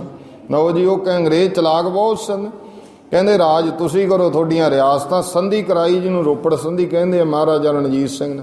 ਤੇ ਇਹ ਕਹਿਤਾ ਵੀ ਇੱਧਰ ਤੁਸੀਂ, ਮਹਾਰਾਜਾ ਰਣਜੀਤ ਸਿੰਘ ਦਾ ਰਾਜ ਆ ਰੋਪੜੋਂ ਪਰੇ, ਤੇ ਇਧਰ ਜਿਹੜਾ ਹੋਊਗਾ ਇਹ ਤਾਂ ਰਿਆਸਤਾਂ ਦੇ ਅਧੀਨ ਰਹੂਗਾ। ਇਉਂ ਚਲਾਕੀ ਨਾਲ ਅੰਗਰੇਜ਼ਾਂ ਨੇ ਫਿਰ ਆਪਣਾ ਇੱਥੇ ਕੈਪਟਨ ਮਰੇ DC ਲਾਇਆ। ਤੇ ਇੱਥੇ ਫਿਰ ਉਹ ਲੁਧਿਆਣੇ, ਉਹਨੇ ਜਦੋਂ ਅਖਤਰ ਲੋਨੀ ਨੇ ਕਿਹਾ ਕੈਪਟਨ ਮਰੇ ਵੀ ਇਹ ਸਿੱਖਾਂ ਦਾ ਇਤਿਹਾਸ ਲੈ ਕੇ 22 ਸੂਬਿਆਂ ਦੇ ਰਾਜੇ ਬਣ ਗਏ, ਤੇ ਭਲਾ ਪਰਜਾ ਬਾਗੀ ਹੋ ਕੇ ਇੰਨੇ ਰਾਜ ਕਿਵੇਂ ਅਧੀਨ ਕਰ ਲਊਗੀ, ਇਹਨਾਂ ਦਾ ਇਤਿਹਾਸ ਲਿਖਣਾ ਚਾਹੀਦਾ। ਲੁਧਿਆਣੇ ਮਸਜਿਦ ਸੀ ਇੱਕ, ਉਹਦਾ ਮੌਲਵੀ ਸੀ ਮੁੱਲਾ ਬੂਟੇ ਸ਼ਾਹ, ਤੇ ਬੂਟੇ ਸ਼ਾਹ ਨੂੰ ਸੱਦ ਲਿਆ, ਵਿਦਵਾਨ ਬਹੁਤ ਸੀ ਉਹ, ਤੇ ਉਹਨੂੰ ਕਿਹਾ ਇਤਿਹਾਸ ਲਿਖਾ। ਕੈਪਟਨ ਮਰੇ ਕਹਿੰਦਾ ਇਤਿਹਾਸ ਲਿਖਾਉਣ ਲੱਗਿਆ। ਇੱਥੇ ਫਿਰ ਰਤਨ ਸਿੰਘ ਭੰਗੂ ਹੁਣੀ ਆਉਂਦੇ ਹੁੰਦੇ ਸੀ। ਰਤਨ ਸਿੰਘ ਭੰਗੂ ਕੌਣ ਸੀ? ਉਹ ਸਨ ਭਾਈ ਮਤਾਬ ਸਿੰਘ ਜੀ, ਮੀਰਾਕੋਟ ਤੁਸੀਂ ਨਾਮ ਸੁਣਿਆ, ਜਿਹਨੇ ਮੱਸੇ ਰੰਗੜ ਦਾ ਸਿਰ ਵੱਢਿਆ ਸੀ। ਭਾਈ ਮਤਾਬ ਸਿੰਘ ਦੇ ਪੋਤਰੇ ਸਨ ਭਾਈ ਰਤਨ ਸਿੰਘ ਜੀ ਭੰਗੂ। ਭਾਈ ਮਤਾਬ ਸਿੰਘ ਨੇ ਜਦੋਂ ਮੱਸੇ ਰੰਗੜ ਦਾ ਸਿਰ ਵੱਢਿਆ, ਉਹਦਾ ਪੁੱਤਰ ਸੀ ਰਾਏ ਸਿੰਘ, 4.5 ਸਾਲ ਦਾ ਬੱਚਾ ਸੀ ਉਦੋਂ। ਤੇ ਸਿਰ ਵੱਢ ਕੇ ਭਾਈ ਮਤਾਬ ਸਿੰਘ ਚਲਿਆ ਗਿਆ ਆਪਣੇ ਪਿੰਡ ਮੀਰਾਕੋਟ। ਇਧਰੋਂ ਪੁਲਿਸ ਦਾ ਹਰਭਗਤ, ਨਿਰੰਜਣੀਆਂ, ਜੰਡਿਆਲੇ ਵਾਲੇ, ਇਹਨਾਂ ਨੇ ਚੁਗਲੀਆਂ ਕੀਤੀਆਂ। ਤੇ ਉਸ ਸਮੇਂ ਫਿਰ ਜਦੋਂ ਦੇਖਿਆ ਵੀ ਪੁਲਿਸ ਆਊਗੀ ਗ੍ਰਿਫਤਾਰ ਕਰੂ, ਭਾਈ ਮਤਾਬ ਸਿੰਘ ਆਪਣੇ ਪੁੱਤਰ ਨੂੰ, ਪਿੰਡ ਦਾ ਚੌਧਰੀ ਸੀ ਨੱਥਾ, ਉਹਦੇ ਨਾਲ ਮਿੱਤਰਤਾ ਸੀ ਭਾਈ ਮਤਾਬ ਸਿੰਘ ਦੀ। ਨੱਥਿਆ, ਇਹ ਮੇਰੇ ਪੁੱਤਰ ਦੀ ਰੱਖਿਆ ਤੂੰ ਕਰਨੀ ਹੈ। ਆਪਾਂ ਸਾਹਿਬਜ਼ਾਦਿਆਂ ਦਾ ਇਤਿਹਾਸ ਹੈ ਨਾ, ਇਹ ਸਿੱਖਾਂ ਨਾਲ ਵੀ ਦੇਖੋ, ਗੁਰੂ ਕੇ ਸਿੱਖਾਂ ਦੇ ਬੱਚਿਆਂ ਨਾਲ ਵੀ ਇਹ ਕੁਝ ਹੁੰਦਾ ਰਿਹਾ। ਇਹ ਲੈ, ਇਹਦੀ ਰੱਖਿਆ ਤੂੰ ਕਰੀ। ਆਪ ਤੇ ਬੁੱਢਾ ਜੋੜ ਰਾਜਸਥਾਨ ਦੇ ਟਿੱਬਿਆਂ 'ਚ ਨੂੰ ਚਲੇ ਗਏ ਭਾਈ ਮਤਾਬ ਸਿੰਘ ਹੋਣੀ, ਤੇ ਪਿੱਛੇ ਗੁਰਮੁਖੋ ਰਾਏ ਸਿੰਘ ਨੱਥੇ ਚੌਧਰੀ ਕੋਲੇ ਪਿੰਡ ਨੂੰ ਘੇਰਾ ਪਵਾਤਾ। ਹਰਭਗਤ ਨਿਰੰਜਣੀਆਂ ਕਹਿਣ ਲੱਗਿਆ ਕਿ ਇੱਥੇ ਮਤਾਬ ਸਿੰਘ ਦਾ ਪੁੱਤਰ ਹੈ ਨੱਥੇ ਕੋਲੇ, ਉਹਨੂੰ ਕਹੋ ਉਹਨੂੰ ਗ੍ਰਿਫਤਾਰ ਕਰਾ। ਛੋਟੇ ਜਿਹੇ ਬੱਚੇ ਨੂੰ 5-7 ਸਾਲ ਦੇ ਨੂੰ ਕੀ ਗ੍ਰਿਫਤਾਰ ਕਰਨਾ? ਕਹਿੰਦੇ ਉਹਨੂੰ ਆਪੇ ਆਵੇਗਾ। ਨੱਥੇ ਚੌਧਰੀ ਨੇ ਜਵਾਬ ਦੇ ਦਿੱਤਾ, ਬਹੁਤ ਕਿਹਾ ਨੱਥਿਆ ਤੂੰ ਸਰਕਾਰੀ ਚੌਧਰੀ ਹੈ, ਤੇਰੇ ਸਰਕਾਰ ਨਾਲ ਤਾਲੁਕਾਤ ਨੇ, ਤੂੰ ਗ੍ਰਿਫਤਾਰੀ ਕਰਾ। ਪਰ ਨਹੀਂ ਮੰਨਿਆ। ਇਹ ਪਾਸੇ ਦੀ ਜਦੋਂ ਭੱਜਿਆ ਨਾ ਲੈ ਕੇ, ਉਸ ਨੂੰ ਬਾੜਾ ਸੀ ਬਾਹਰ, ਜਿੱਥੇ ਬੀਬੀਆਂ ਪਾਥੀਆਂ ਪਾਸਦੀਆਂ ਪਿੰਡਾਂ ਦੇ ਬਾਹਰ, ਅੱਗੇ ਇਸ ਤਰ੍ਹਾਂ ਬਾੜੇ ਹੁੰਦੇ ਸਨ, ਤੇ ਉੱਥੋਂ ਆਮ ਦੁਨੀਆ ਦੀ ਕਹਾਵਤ ਹੁੰਦੀ ਸੀ ਨਾ, ਜਿੱਥੋਂ ਦੀ ਆਮ ਰਾਹ ਆਉਣਾ ਉੱਥੇ ਫਿਰ ਗੁਹਾਰੇ ਲਾ ਦੇਣੇ ਪਾਥੀਆਂ ਦੇ। ਤੇ ਉੱਥੋਂ ਸਿਆਣਿਆਂ ਨੇ ਇੱਕ ਕਹਾਵਤ ਵੀ ਬਣੀ ਵੀ ਪਿੰਡ ਦਾ ਪਤਾ ਤਾਂ ਗੁਹਾਰਿਆਂ ਤੋਂ ਲੱਗ ਜਾਂਦਾ ਹੈ, ਗਹੀਰਿਆਂ ਤੋਂ ਲੱਗ ਜਾਂਦਾ। ਉਹਦਾ ਭਾਵ ਕੀ ਹੁੰਦਾ ਸੀ ਵੀ ਜਿਹੜੇ ਪਿੰਡ ਦੇ ਕੋਲੇ ਬਹੁਤੇ ਗਹੀਰੇ ਆ, ਦਾ ਮਤਲਬ ਇੱਥੇ ਪਸ਼ੂ ਜ਼ਿਆਦੇ ਹੋਣਗੇ, ਇੱਥੋਂ ਦੇ ਲੋਕ ਕੰਮ ਕਰਨ ਵਾਲੇ ਹੈ। ਇਸ ਕਰਕੇ ਅੰਦਾਜ਼ਾ ਲਾ ਲੈਂਦੇ ਹੁੰਦੇ ਸੀ ਇਹ ਪਿੰਡ ਕਿਰਤੀਆਂ ਦਾ ਕਿ ਕਿਹੇ ਜਿਹਿਆਂ ਦਾ, ਵਿਹਲੜਾਂ ਦਾ। ਇਹ ਪਿੰਡ ਦਾ ਪਤਾ ਤਾਂ ਕਹਿੰਦੇ ਗਹੀਰਿਆਂ ਤੋਂ ਲੱਗ ਜਾਂਦਾ, ਉਹ ਕਹਾਵਤ ਬਣੀ। ਤੇ ਉੱਥੇ ਗੁਰਮੁਖੋ ਉਹ ਜੰਗ ਹੋਈ ਛੋਟੀ ਜੀ, ਨੱਥਾ ਚੌਧਰੀ ਉਹਦੇ ਵਿੱਚ ਸ਼ਹੀਦ ਹੋ ਗਿਆ, ਮਾਰਿਆ ਗਿਆ, ਇਹਦੇ ਭਤੀਜੇ ਮਾਰੇ ਗਏ, ਹੋਰ ਨਾਲ ਦੇ ਸਾਥੀ ਸ਼ਹੀਦ ਹੋ ਗਏ। ਰਾਏ ਸਿੰਘ ਛੋਟਾ ਸੀ, ਭੱਜ ਭੱਜ ਨੱਥੇ ਚੌਧਰੀ ਦੀ ਲੱਤ ਨੂੰ ਚੁੰਬੜਿਆ ਕਰੇ। ਇੱਕ ਸਿਪਾਹੀ ਨੇ ਤਲਵਾਰ ਕੱਢੀ ਤੇ ਉਸ ਬੱਚੇ ਰਾਏ ਸਿੰਘ ਦੀ ਗਰਦਨ ਤੇ ਵਾਰ ਕਰਤਾ। ਜਿਸ ਕਾ ਸਾਹਿਬ ਡਾਢਾ ਹੋਏ ਤਿਸ ਕੋ ਮਾਰ ਨਾ ਸਕੈ ਕੋ। ਜਿਹਨੂੰ ਰੱਖਣਾ ਰੱਬ ਨੇ। ਇਹ ਕਲਗੀਧਰ ਪਾਤਸ਼ਾਹ ਮਹਾਰਾਜ ਦੀਆਂ ਹੀ ਖੇਡਾਂ ਜਾਣੋ, ਗੁਰੂ ਬਾਜਾਂ ਵਾਲੇ ਦੀਆਂ, ਕਿ ਗੁਰਮੁਖੋ ਜਿਹਨੂੰ ਰੱਖਣਾ ਉਹ ਮਾਲਕ ਰੱਖ ਹੀ ਲੈਂਦਾ। ਤੇ ਉਹ ਸਾਹ ਰਗ ਬਚ ਗਈ, ਗਰਦਨ ਤੇ ਕੱਟ ਵੱਜਿਆ, ਬੱਚਾ ਬੇਹੋਸ਼ ਹੋ ਕੇ ਡਿੱਗ ਪਿਆ। ਸਾਹ ਚੱਲਦੇ ਨੇ। ਸਾਗ ਵੇਚਦੀ ਹੋਈ ਮਾਈ ਆਈ, ਸਾਗ ਲਈ ਆਉਂਦੀ ਸੀ ਟੋਕਰੀ 'ਚ ਕੋਈ, ਤੇ ਉਹ ਸਾਗ ਦੀ ਟੋਕਰੀ ਸਿਰ ਤੇ ਚੱਕੀ। ਕੀ ਦੇਖਿਆ ਉਹ ਰਸਤੇ 'ਚ, ਉੱਥੇ ਜਿੱਥੇ ਪਾਥੀਆਂ ਬਾੜਾ ਸੀ ਕਿ ਨੱਥਾ ਚੌਧਰੀ ਦੀ ਮੌਤ ਹੋਈ ਪਈ ਆ, ਸਾਰੇ ਖੂਨ ਡੁੱਲਿਆ ਪਿਆ, ਫੱਟੜ ਕੋਈ ਕਿਵੇਂ, ਸਾਰੇ ਪਾਸੇ ਦੇਖਿਆ, ਸਭ ਚੜ੍ਹਾਈ ਕਰ ਗਏ ਨੇ। ਇੱਕ ਬੱਚਾ ਸਹਿਕਦਾ, ਚੁੱਕ ਕੇ ਟੋਕਰੇ 'ਚ ਰੱਖ ਕੇ ਉੱਤੇ ਸਾਗ ਧਰ ਲਿਆ ਮਾਈ ਨੇ, ਸਿਰ ਤੇ ਰੱਖ ਕੇ ਪਤਾ ਕੀਤਾ, ਕਹਿੰਦੇ ਇਹਦੀ ਤਾਈ ਰਹਿੰਦੀ ਹੈ ਇੱਕ, ਤੇ ਤਾਈ ਦੇ ਕੋਲੇ ਲੈ ਆਈ। ਪਿੰਡ ਦਾ ਮੋਚੀ ਸੱਦਿਆ, ਉਹਨੇ ਉੱਤੋਂ ਟਾਂਕੇ ਲਵਾਤੇ। ਵਾਹਿਗੁਰੂ ਦੀ ਕਿਰਪਾ ਹੋਈ, ਰਾਏ ਸਿੰਘ ਠੀਕ ਹੋ ਗਿਆ। ਜਿੰਦਾ ਸ਼ਹੀਦ ਕਿਹਾ ਕੌਮ ਨੇ ਇਸ ਨੂੰ। ਵੱਡਾ ਹੋਇਆ ਨੌਜਵਾਨ ਬਾਬਾ ਸ਼ਾਮ ਸਿੰਘ ਜੀ ਨਾਰਲੇ ਵਾਲੇ, ਜਿਹੜੇ ਕਰੋੜੀਆ ਮਿਸਲ ਦੇ ਮੁਖੀ ਰਹੇ, ਉਹਨਾਂ ਨੇ ਆਪਣੀ ਲੜਕੀ ਵਿਆਹਤੀ ਰਾਏ ਸਿੰਘ ਨੂੰ ਤੇ 10 ਪਿੰਡ ਦਿੱਤੇ, 5 ਮਾਝੇ ਵਿੱਚ, 5 ਮਾਲਵੇ ਵਿੱਚ, ਆਪਣੇ ਕੋਲੇ ਖੰਨੇ ਦੇ ਕੋਲੇ ਨਾ ਝੜੀ ਭੜੀ, ਇਹ ਪਿੰਡ ਤੁਸੀਂ ਸੁਣਿਆ। ਭੜੀ ਪਿੰਡ ਦੇ ਵਿੱਚ ਫਿਰ ਰਾਏ ਸਿੰਘ ਹੁਣੀ ਇੱਥੇ ਆ ਗਏ, ਕਿਉਂਕਿ ਉਧਰ ਪੁਲਿਸ ਤੰਗ ਕਰਦੀ ਸੀ। ਇੱਥੇ 5 ਪਿੰਡ ਸਨ। ਇੱਥੇ ਫਿਰ ਰਤਨ ਸਿੰਘ ਦਾ ਜਨਮ ਹੋਇਆ। ਇੱਕ ਰਤਨ ਸਿੰਘ ਹੁਣੀ ਕਹਿੰਦੇ ਸੀ ਅਸੀਂ ਮਾਝੇ ਦੇ ਹਾਂ, ਕਿਉਂਕਿ ਆਪਣਾ ਹੁਣ ਜਿੱਥੋਂ ਦਾ ਪਿੱਛਾ ਹੋਵੇ ਆਪਾਂ ਉਹੀ ਕਹਿ ਦਿੰਦੇ। ਤੇ ਇਸ ਕਰਕੇ ਫਿਰ ਉਹ ਲੁਧਿਆਣੇ ਕਚਹਿਰੀਆਂ 'ਚ ਆਉਂਦੇ ਹੁੰਦੇ ਸਨ। 5 ਕੁਰਸੀ ਮਿਲਦੀ ਹੁੰਦੀ ਸੀ ਭਾਈ ਰਤਨ ਸਿੰਘ ਨੂੰ, 5 ਪਿੰਡਾਂ ਦਾ ਮਾਲਕ ਸੀ ਉਸ ਸਮੇਂ। ਇਹ ਸਿੰਘਾਂ ਦਾ ਰਿਹਾ ਬਹੁਤ ਲੰਮੇਰਾ ਇਤਿਹਾਸ ਹੈ ਉਹ। ਤੇ ਇੱਥੇ ਗੁਰਮੁਖੋ ਫਿਰ ਜਦੋਂ ਬੂਟੇ ਸ਼ਾਹ ਲਿਖਾ ਰਿਹਾ ਸੀ, ਰਾਏ ਜਿਹੜਾ ਭਾਈ ਰਤਨ ਸਿੰਘ ਸੀ ਇਹਨੇ ਸੁਣਿਆ ਤੇ ਇਹਨੇ ਟੋਕ ਦਿੱਤਾ, ਕੈਪਟਨ ਮਰੇ ਇਹ ਸਾਡਾ ਇਤਿਹਾਸ ਗਲਤ ਲਿਖਵਾ ਰਿਹਾ। ਉੱਥੇ ਫਿਰ ਉਹਨੇ ਕੈਪਟਨ ਮਰੇ ਨੇ ਕਿਹਾ ਤੁਸੀਂ ਲਿਖਾਓ। ਫਿਰ ਭਾਈ ਰਤਨ ਸਿੰਘ ਨੇ ਉਹ ਇਤਿਹਾਸ ਲਿਖਾਇਆ, ਜਿਹਦਾ ਨਾਮ ਸ੍ਰੀ ਗੁਰੂ ਪੰਥ ਪ੍ਰਕਾਸ਼ ਰੱਖਿਆ, ਜਿਹਨੂੰ ਆਪਾਂ ਅੱਜ ਪ੍ਰਾਚੀਨ ਪੰਥ ਪ੍ਰਕਾਸ਼ ਕਹਿੰਦੇ ਹਾਂ। ਰਹੋ ਵਿਚਾਰ ਉਹਦੇ ਵਿੱਚ ਉਹ ਲਿਖਦੇ ਨੇ ਕਿ ਅਸੀਂ ਤਾਂ ਪਾਤਸ਼ਾਹੀ ਦਾਅਵਾ ਰੱਖਣ ਵਾਲੇ ਹਾਂ, ਸਾਨੂੰ ਚਾਹੇ ਲੋਕ ਦੀ ਪਾਤਸ਼ਾਹੀ ਮਿਲ ਜੇ ਚਾਹੇ ਪਰਲੋਕ ਦੀ, ਕੋਈ ਲੈਣ ਨੂੰ ਤਿਆਰ ਨਹੀਂ ਹੋਇਆ ਸੀ। ਤੇ ਕਦੇ ਪੜ੍ਹੋ ਤੁਸੀਂ। ਫਿਰ ਨਵਾਬ ਕਪੂਰ ਸਿੰਘ 25 ਕੁ ਸਾਲ ਦੀ ਉਮਰ ਸੀ ਕਪੂਰ ਸਿੰਘ ਦੀ, ਨੌਜਵਾਨ ਸੇਵਾ ਕਰਦਾ। ਤੇ ਨਵਾਬ ਕਪੂਰ ਸਿੰਘ ਆ ਪੰਥ ਖਾਲਸੇ ਨੇ ਕਿਹਾ ਇਹ ਨਵਾਬੀ ਤੈਨੂੰ ਲੈਣੀ ਪੈਣੀ ਹੈ। 5 ਸਿੰਘਾਂ ਦੇ ਚਰਨਾਂ ਨੂੰ ਛੁਹਾਈ, 5 ਸਿੰਘਾਂ ਦੇ ਚਰਨਾਂ ਨੂੰ ਛੁਹਾ ਕੇ ਨਵਾਬੀ ਲੈ ਕੇ ਸੇਵਾ ਨਹੀਂ ਛੱਡੀ। ਭਾਈ ਰਤਨ ਸਿੰਘ ਜੀ ਕਹਿੰਦੇ ਉਦੋਂ ਵੀ ਸਵਾਈ ਸੇਵਾ ਕਰਨ ਲੱਗ ਪਏ। ਤੇ ਇਹ ਨਹੀਂ ਸੀ ਕੋਈ ਵੀ ਗੱਲ ਕਰਨੀ ਪੰਥ ਖਾਲਸੇ ਦੀ ਰਾਏ ਤੋਂ ਬਿਨਾਂ ਕੋਈ ਫੈਸਲਾ ਨਹੀਂ ਸੀ ਕਰਦੇ। ਅੱਜ ਦੇ ਤਾਂ ਇੱਥੇ ਕੋਈ ਪਾਰਟੀ ਪ੍ਰਧਾਨ ਹੈ, ਉਹਨੇ ਆਪਣੇ ਚਾਪਲੂਸ ਇਕੱਠੇ ਕੀਤੇ ਹੁੰਦੇ ਆਲੇ ਦੁਆਲੇ, ਜਿਹੜਾ ਕੋਈ ਮਾੜਾ ਜਿਹਾ ਕੁਛ ਕਹਿੰਦਾ ਉਹਨੂੰ ਕੱਢ ਕੇ ਪਰੇ ਮਾਰਦੇ ਆ, ਚੱਲ ਬਾਹਰ ਪਾਰਟੀ 'ਚੋਂ ਘਰ ਦਾ ਮਾਲ ਹੈ। ਇਹ ਚਾਪਲੂਸਾਂ ਦਾ ਕੰਮ ਹੋ ਗਿਆ। ਮਾਫ ਕਰਨਾ, ਇਹ ਨਵਾਬੀਆਂ ਨੂੰ ਤਾਂ ਠੋਕਰਾਂ ਮਾਰਦੇ ਸੀ। ਖਾਲਸੇ ਜਿਹੜੇ ਸਨ, ਇੱਕ ਮੁੱਠ ਖਾ ਕੇ ਤੇਰੇ ਲੰਗਰਾਂ 'ਚੋਂ ਛੋਲਿਆਂ ਦੀ ਘੂਰ ਘੂਰ ਮੌਤ ਨੂੰ ਡਰਾਵੇ ਤੇਰਾ ਖਾਲਸਾ। ਇਸ ਤਰ੍ਹਾਂ ਦੇ ਖਾਲਸੇ ਗੁਰਮੁਖੋ ਭਾਈ ਸੇਵਾ ਨਹੀਂ ਛੱਡੀ, ਭਾਵ ਆਪਣੇ ਅਹੁਦਿਆਂ। ਹੁਣ ਤਾਂ ਇਹ ਕਹਿੰਦੇ ਅਹੁਦਾ ਦੇ ਤੇ ਅਸੀਂ ਪਾਉਂਦੇ ਹਾਂ ਪੰਥ ਦੀਆਂ ਬੇੜੀਆਂ 'ਚ ਬੱਟੇ, ਤੂੰ ਕਹਿ ਤਾਂ ਸਹੀ ਸਾਨੂੰ ਕੀ। ਪਰ ਉਹ ਲੋਕ ਗੁਰੂ ਨਾਲ ਪ੍ਰੇਮ ਰੱਖਣ ਵਾਲੇ ਖਾਲਸੇ ਤੋਂ ਰਹੋ ਵਿਚਾਰ। ਉਹ ਸਮਾਂ ਆਇਆ ਗੁਰਮੁਖੋ ਕਲਗੀਧਰ ਪਾਤਸ਼ਾਹ ਮਹਾਰਾਜ ਨੂੰ ਫਿਰ ਆਨੰਦਪੁਰ ਸਾਹਿਬ ਛੱਡਣਾ ਪਿਆ। 6 ਪੋਹ ਦੀ ਰਾਤ ਨੂੰ ਗੁਰੂ ਗੋਬਿੰਦ ਸਿੰਘ ਪਾਤਸ਼ਾਹ ਮਹਾਰਾਜ ਜੀ ਨੇ 1761 ਬਿਕਰਮੀ 6 ਪੋਹ ਦੀ ਰਾਤ ਆਨੰਦਪੁਰ ਸਾਹਿਬ ਨੂੰ ਛੱਡਿਆ। ਤੇ 7 ਪੋਹ ਦੀ ਸਵੇਰ ਸੀ, ਅੰਮ੍ਰਿਤ ਵੇਲਾ 3 ਵਜੇ ਸਰਸਾ ਨਦੀ ਤੇ ਆ ਗਏ। ਤੇ ਸਤਿਗੁਰੂ ਸੱਚੇ ਪਾਤਸ਼ਾਹ ਕਹਿੰਦੇ ਦਇਆ ਸਿੰਘਾ ਸਾਨੂੰ ਭਾਈ ਭੁੱਖ ਲੱਗੀ ਹੈ। ਕਹਿੰਦਾ ਮਹਾਰਾਜ ਅੱਗੇ ਕਿਸੇ ਪਿੰਡ ਵਿੱਚ ਚੱਲਦੇ ਹਾਂ, ਉੱਥੇ ਛਕਾ ਦੇਵਾਂਗੇ ਕੁਝ। ਨਹੀਂ ਭਾਈ ਦਇਆ ਸਿੰਘਾ, ਆਸਾ ਦੀ ਵਾਰ ਦਾ ਟਾਈਮ ਹੋ ਗਿਆ, ਕੀਰਤਨ ਸੁਣਾਓ, ਭੁੱਖ ਲੱਗੀ ਹੈ। ਇਹ ਭੁੱਖ ਸਾਨੂੰ ਵੀ ਲੱਗਿਆ ਵੇ। ਇਹ ਗੁਰੂ ਮਹਾਰਾਜ ਨੇ ਕਿਰਪਾ ਕੀਤੀ, ਅੱਜ ਆਪਾਂ ਚੰਗੇ ਭਲੇ ਹਾਂ, ਸਭ ਕੁਝ ਕੋਲ ਹੈ, ਫਿਰ ਵੀ ਗੁਰਮੁਖੋ ਕਿੰਨਾ ਕੁ ਬਾਣੀ ਨਾਲ ਪ੍ਰੇਮ ਹੈ। ਤੇ ਇਹ ਪਾਸੇ ਆਪਣੇ ਤੇ ਝਾਤੀ ਮਾਰੀਏ। ਗੁਰੂ ਕਲਗੀਧਰ ਪਾਤਸ਼ਾਹ ਮਹਾਰਾਜ ਜੀ ਨੇ ਕਿਹਾ, ਜਿੱਥੇ ਪਰਿਵਾਰ ਵਿਛੋੜਾ ਸਾਹਿਬ ਹੈ, ਤੁਸੀਂ ਕਦੇ ਨਿਗਾਹ ਮਾਰੋ, ਨਹਿਰ ਨੂੰ ਵਿੰਗ ਪਾਇਆ ਹੋਇਆ ਨਾ, ਉੱਥੇ ਕਿਤੇ ਧਿਆਨ ਮਾਰਿਓ। ਇਹ ਜਦੋਂ ਅੰਗਰੇਜ਼ ਨਹਿਰ ਬਣਾਉਣ ਲੱਗੇ ਤੇ ਉੱਥੇ ਜਿਹੜੇ ਕੰਮ ਕਰਦੇ ਸਨ ਨਾ ਲੇਬਰ ਵਾਲੇ, ਉਹ ਡਰ ਜਿਆ ਕਰਨ ਰਾਤ ਨੂੰ ਕੰਮ ਕਰਦੇ। ਉਹ ਕਹਿੰਦੇ ਅਸੀਂ ਨਹੀਂ ਇੱਥੇ ਰਹਿਣਾ, ਸਾਨੂੰ ਤੇ ਆਵਾਜ਼ਾਂ ਆਉਂਦੀਆਂ ਇੱਥੋਂ। ਇੱਥੇ ਤਾਂ ਜਿਵੇਂ ਕੋਈ ਸਾਜ਼ ਵੱਜਦੇ ਨੇ, ਇਸ ਤਰ੍ਹਾਂ ਦੀ ਆਵਾਜ਼ ਆਉਂਦੀ ਹੈ। ਸਿੰਘਾਂ ਨਾਲ ਗੱਲ ਹੋਈ। ਹੁਣ ਆਪਾਂ ਕਈ ਅੰਗਰੇਜ਼ਾਂ ਦੀਆਂ ਉਦਾਹਰਨਾਂ ਦਿੰਦੇ ਆ, ਦੇਖੋ ਉਹ ਰੂਹਾਨੀਅਤ ਨੂੰ ਮੰਨਦੇ ਆ। ਤੇ ਉਸ ਸਮੇਂ ਜਦੋਂ ਇਹ ਪੜਤਾਲ ਹੋਈ, ਪਤਾ ਲੱਗਿਆ, ਸਿੰਘ ਕਹਿਣ ਲੱਗੇ ਇਹ ਉਹ ਜਗ੍ਹਾ ਜਿੱਥੇ ਸਾਡੇ ਗੁਰੂ ਕਲਗੀਧਰ ਪਾਤਸ਼ਾਹ ਮਹਾਰਾਜ ਨੇ ਆਸਾ ਦੀ ਵਾਰ ਦਾ ਕੀਰਤਨ ਸੁਣਿਆ ਸੀ।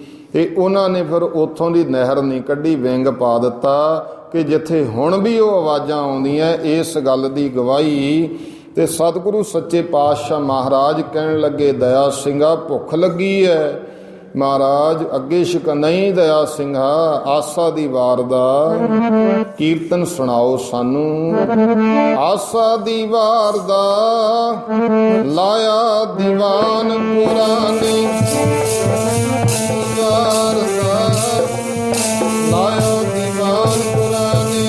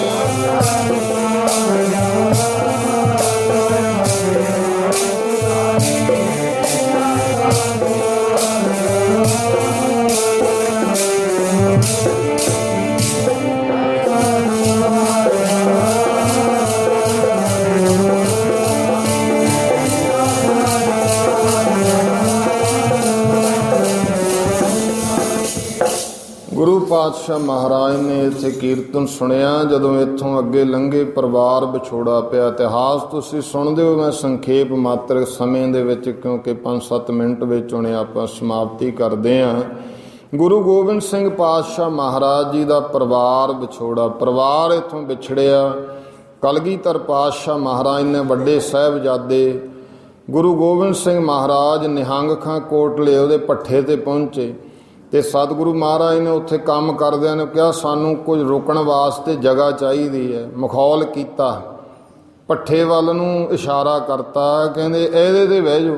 ਇਹ ਤੇ ਕਲਗੀਧਰ ਪਾਤਸ਼ਾਹ ਮਹਾਰਾਜ ਨੇ ਘੋੜਾ ਉਧਰ ਨੂੰ ਕੀਤਾ। ਜਦੋਂ ਪਹਿਲਾ ਪੌੜ ਰੱਖਿਆ ਘੋੜੇ ਨੇ, ਭੱਠਾ ਠੰਡਾ ਠਾਰ ਹੋ ਗਿਆ, ਜਿਹੜੀਆਂ ਤਪਸ਼ ਖਤਮ ਹੋ ਗਈ। ਗਰੀਬ ਨਵਾਜ ਪਾਤਸ਼ਾਹ ਮਹਾਰਾਜ ਦਾ ਜਦੋਂ ਇਹ ਕੌਤਕ ਦੇਖਿਆ, ਫਿਰ ਜਿਹੜੇ ਕੰਮ ਕਰਨ ਵਾਲੇ ਕਰਿੰਦੇ ਸਨ ਭੱਜੇ ਗਏ। ਨਿਹੰਗ ਖਾਂ ਤੇਰੇ ਭੱਠੇ ਤੇ ਕੋਈ ਐਸਾ ਫਕੀਰ ਆਇਆ ਜਿਹੜਾ ਘੋੜੇ ਤੇ ਸਵਾਰ ਹੈ, ਉਹਦੇ ਘੋੜੇ ਦੇ ਪੌੜ ਰੱਖਣ ਨਾਲ ਤੇਰਾ ਭੱਠਾ ਠੰਡਾ ਹੋ ਗਿਆ। ਨਿਹੰਗ ਖਾਂ ਆਇਆ, ਗੁਰੂ ਗੋਬਿੰਦ ਸਿੰਘ ਪਾਤਸ਼ਾਹ ਨੂੰ ਪਹਿਲਾਂ ਵੀ ਮਿਲ ਚੁੱਕਿਆ ਸੀ। ਸਤਿਗੁਰੂ ਸੱਚੇ ਪਾਤਸ਼ਾਹ ਦਾ ਸ਼ਰਧਾਲੂ ਸੀ, ਘਰ ਲੈ ਕੇ ਗਿਆ। ਜਿੱਥੇ ਭਾਈ ਬਚਿੱਤਰ ਸਿੰਘ ਦਾ ਫੱਟੜ ਹੋਇਆ ਸਰੀਰ, ਬਾਬਾ ਅਜੀਤ ਸਿੰਘ ਜੀ ਉੱਥੇ ਲੈ ਕੇ ਗਏ। ਉੱਥੇ ਭਾਈ ਬਚਿੱਤਰ ਸਿੰਘ ਨੂੰ ਛੱਡਿਆ। ਨਿਹੰਗ ਖਾਂ ਕੋਈ ਜੰਗ ਦੇ ਵਾਸਤੇ ਜਗ੍ਹਾ ਦੱਸ। ਆਪਣੇ ਪੁੱਤਰ ਆਲਮ ਖਾਂ ਨੂੰ ਭੇਜਿਆ ਨਿਹੰਗ ਖਾਂ ਨੇ। ਤੇ ਆਲਮ ਖਾਂ ਗੁਰਮੁਖੋ ਆਪਣੇ ਆ ਜਿਹੜਾ ਰਾਏਕੋਟ ਆਪਣਾ ਸ਼ਹਿਰ ਹੈ ਨੇੜਾ ਹੈ, ਇੱਥੋਂ ਦਾ ਸੀ ਰਾਏ ਕੱਲਾ। ਇਹਦੀ ਲੜਕੀ ਜਿਹੜੀ ਆ ਉਹ ਆਲਮ ਖਾਂ ਨੂੰ ਵਿਆਹੀ ਹੋਈ ਸੀ। ਭਾਵ ਨਿਹੰਗ ਖਾਂ ਤੇ ਰਾਏ ਕੱਲਾ ਕੁੜਮ ਸੀ ਦੋਵੇਂ। ਇਸ ਕਰਕੇ ਇਹਦੀ ਵੀ ਸ਼ਰਧਾ ਸੀ। ਪਹਿਲਾਂ ਵੀ ਮਹਾਰਾਜ ਦੇ ਦਰਸ਼ਨ ਕਰ ਚੁੱਕਿਆ ਸੀ ਰਾਏ ਕੱਲਾ। ਗੁਰੂ ਗੋਬਿੰਦ ਸਿੰਘ ਪਾਤਸ਼ਾਹ ਜਦੋਂ ਆਪਣੀ ਲੜਕੀ ਦਾ ਸ਼ਗਨ ਲੈ ਕੇ ਗਿਆ ਨਾ ਆਲਮ ਖਾਨ ਦੇ ਵਾਸਤੇ ਨਿਹੰਗ ਖਾਨ ਦੇ ਘਰ, ਤੇ ਨਿਹੰਗ ਖਾਨ ਨੇ 10ਵੇਂ ਪਾਤਸ਼ਾਹ ਮਹਾਰਾਜ ਨੂੰ ਵੀ ਉੱਥੇ ਸੱਦਿਆ। ਉੱਥੇ ਫਿਰ ਦਰਸ਼ਨ ਕੀਤੇ। ਮਹਾਰਾਜ ਨੂੰ ਕਿਹਾ ਮਹਾਰਾਜ ਸਾਡੇ ਵੀ ਕਿਤੇ ਇਲਾਕੇ 'ਚ ਦਰਸ਼ਨ ਦਿਓ। ਮਹਾਰਾਜ ਕਹਿੰਦੇ ਆਵਾਂਗੇ, ਸਮਾਂ ਆਵੇਗਾ ਉਦੋਂ ਫਿਰ ਪਰਖ ਹੋਣੀ, ਆਵਾਂਗੇ ਕੋਈ ਨਹੀਂ। ਤੇ ਕਿਹੜੇ ਸਮੇਂ ਆਏ ਗੁਰੂ ਗੋਬਿੰਦ ਸਿੰਘ ਪਾਤਸ਼ਾਹ ਇੱਥੇ। ਗਰੀਬ ਨਵਾਜ ਗੁਰੂ ਕਲਗੀਧਰ ਪਾਤਸ਼ਾਹ ਨੇ ਫਿਰ ਨਾਲ ਆਲਮ ਖਾਂ ਆਇਆ। ਸਤਿਗੁਰੂ ਸੱਚੇ ਪਾਤਸ਼ਾਹ ਨੇ ਸਿੰਘਾਂ ਨੂੰ ਕਿਹਾ ਭਾਈ ਮਾਤਾਵਾਂ ਨੂੰ ਕੁੰਮੇ ਮਾਸ਼ਕੀ ਜਿਹੜੀ ਮਾਤਾ ਗੁਜਰ ਕੌਰ ਛੋਟੇ ਸਾਹਿਬਜ਼ਾਦੇ ਆ, ਕੁੰਮੇ ਮਾਸ਼ਕੀ ਦੇ ਲੈ ਜਾਓ ਕੁੱਲੀ ਵਿੱਚ। ਉੱਥੇ ਲੈ ਗਏ ਨੇ। ਤੇ ਗੰਗੂ ਨੂੰ ਪਤਾ ਲੱਗਿਆ ਖੇੜੀ ਵਾਲੇ ਨੂੰ, ਇਹ ਮਸੰਦਪੁਣਾ ਕਰਦਾ ਸੀ, ਰਸੋਈਆ ਵੀ ਕਿਹਾ ਇਤਿਹਾਸਕਾਰਾਂ ਨੇ। ਤੇ ਗੁਰਮੁਖੋ ਦੋ ਇੱਥੋਂ ਦੇ ਖੇੜੀ ਦੇ ਮਸੰਦ ਸਨ ਜਿਨ੍ਹਾਂ ਨੂੰ ਲਾਲਚ ਉਹਨਾਂ ਨੂੰ ਵੀ ਦਿੱਤਾ ਗੰਗੂ ਨੇ। ਫਿਰ ਦੋ ਤਰਖਾਣ ਪਰਿਵਾਰ ਦੇ ਵਿੱਚੋਂ ਪਤੀ ਪਤਨੀ ਸੀ ਜਿਹੜੇ ਮਾਤਾ ਜੀ ਮਾਤਾ ਗੁਜਰ ਕੌਰ ਦੇ ਨਾਲ ਹਮੇਸ਼ਾ ਰਹਿੰਦੇ ਸੇਵਾ ਸੰਭਾਲ ਵਾਸਤੇ, ਉਹਨਾਂ ਤੋਂ ਵੱਖ ਕਰ ਲਿਆ। ਬੜੇ ਚੰਗੇ ਸਨ ਤੇ ਉਹਨਾਂ ਨੂੰ ਵੀ ਇਹ ਪਤਾ ਨਹੀਂ ਲੱਗਣ ਦਿੱਤਾ। ਕੁੰਮੇ ਮਾਸ਼ਕੀ ਦੇ ਘਰ ਇੱਕੋ ਹੀ ਰਾਤ ਕੱਟਣ ਦਿੱਤੇ ਸਾਹਿਬਜ਼ਾਦੇ। ਕੁਝ ਇਤਿਹਾਸਕਾਰਾਂ ਨੇ 2 ਰਾਤਾਂ ਕਹੀਆਂ। ਇੱਥੋਂ ਕਲਾਨੌਰ ਲੈ ਗਏ, ਉੱਥੇ ਤਲਾਅ ਸੀ, ਉੱਥੇ ਲਿਜਾ ਕੇ ਬਿਠਾ ਤੇ ਠੰਡ ਦੇ ਸਮੇਂ ਵਿੱਚ। ਤੇ ਫਿਰ ਰਾਤ ਨੂੰ ਆਪਣੇ ਘਰ ਲੈ ਕੇ ਗਿਆ। ਤੇ ਸਤਿਗੁਰੂ ਸੱਚੇ ਪਾਤਸ਼ਾਹ ਮਹਾਰਾਜ ਦੇ ਸਾਹਿਬਜ਼ਾਦੇ ਗੁਰੂ ਸਾਹਿਬ ਜੀ ਇੱਧਰ ਆ ਗਏ ਚਮਕੌਰ। ਚਮਕੌਰ ਗੜੀ ਦੇ ਵਿੱਚ ਦੋ ਭਰਾਵਾਂ ਦੀ ਗੜੀ ਸੀ। ਇੱਕ ਭਰਾ ਨੇ ਤੇ ਜਵਾਬ ਦੇਤਾ, ਦੂਜੇ ਤੇ ਉਹ ਦਬਦਬਾ ਪਾਉਂਦਾ ਸੀ। ਦੂਜੇ ਨੇ ਦਰਵਾਜ਼ਾ ਖੋਲ੍ਹਤਾ, ਮਹਾਰਾਜ ਮੇਰੇ ਵਾਲਾ ਹਿੱਸਾ ਤੁਸੀਂ ਲੈਣਾ। ਕਲਗੀਧਰ ਪਾਤਸ਼ਾਹ ਮਹਾਰਾਜ ਇੱਥੇ ਜੰਗ ਹੋਇਆ ਚਮਕੌਰ ਦਾ।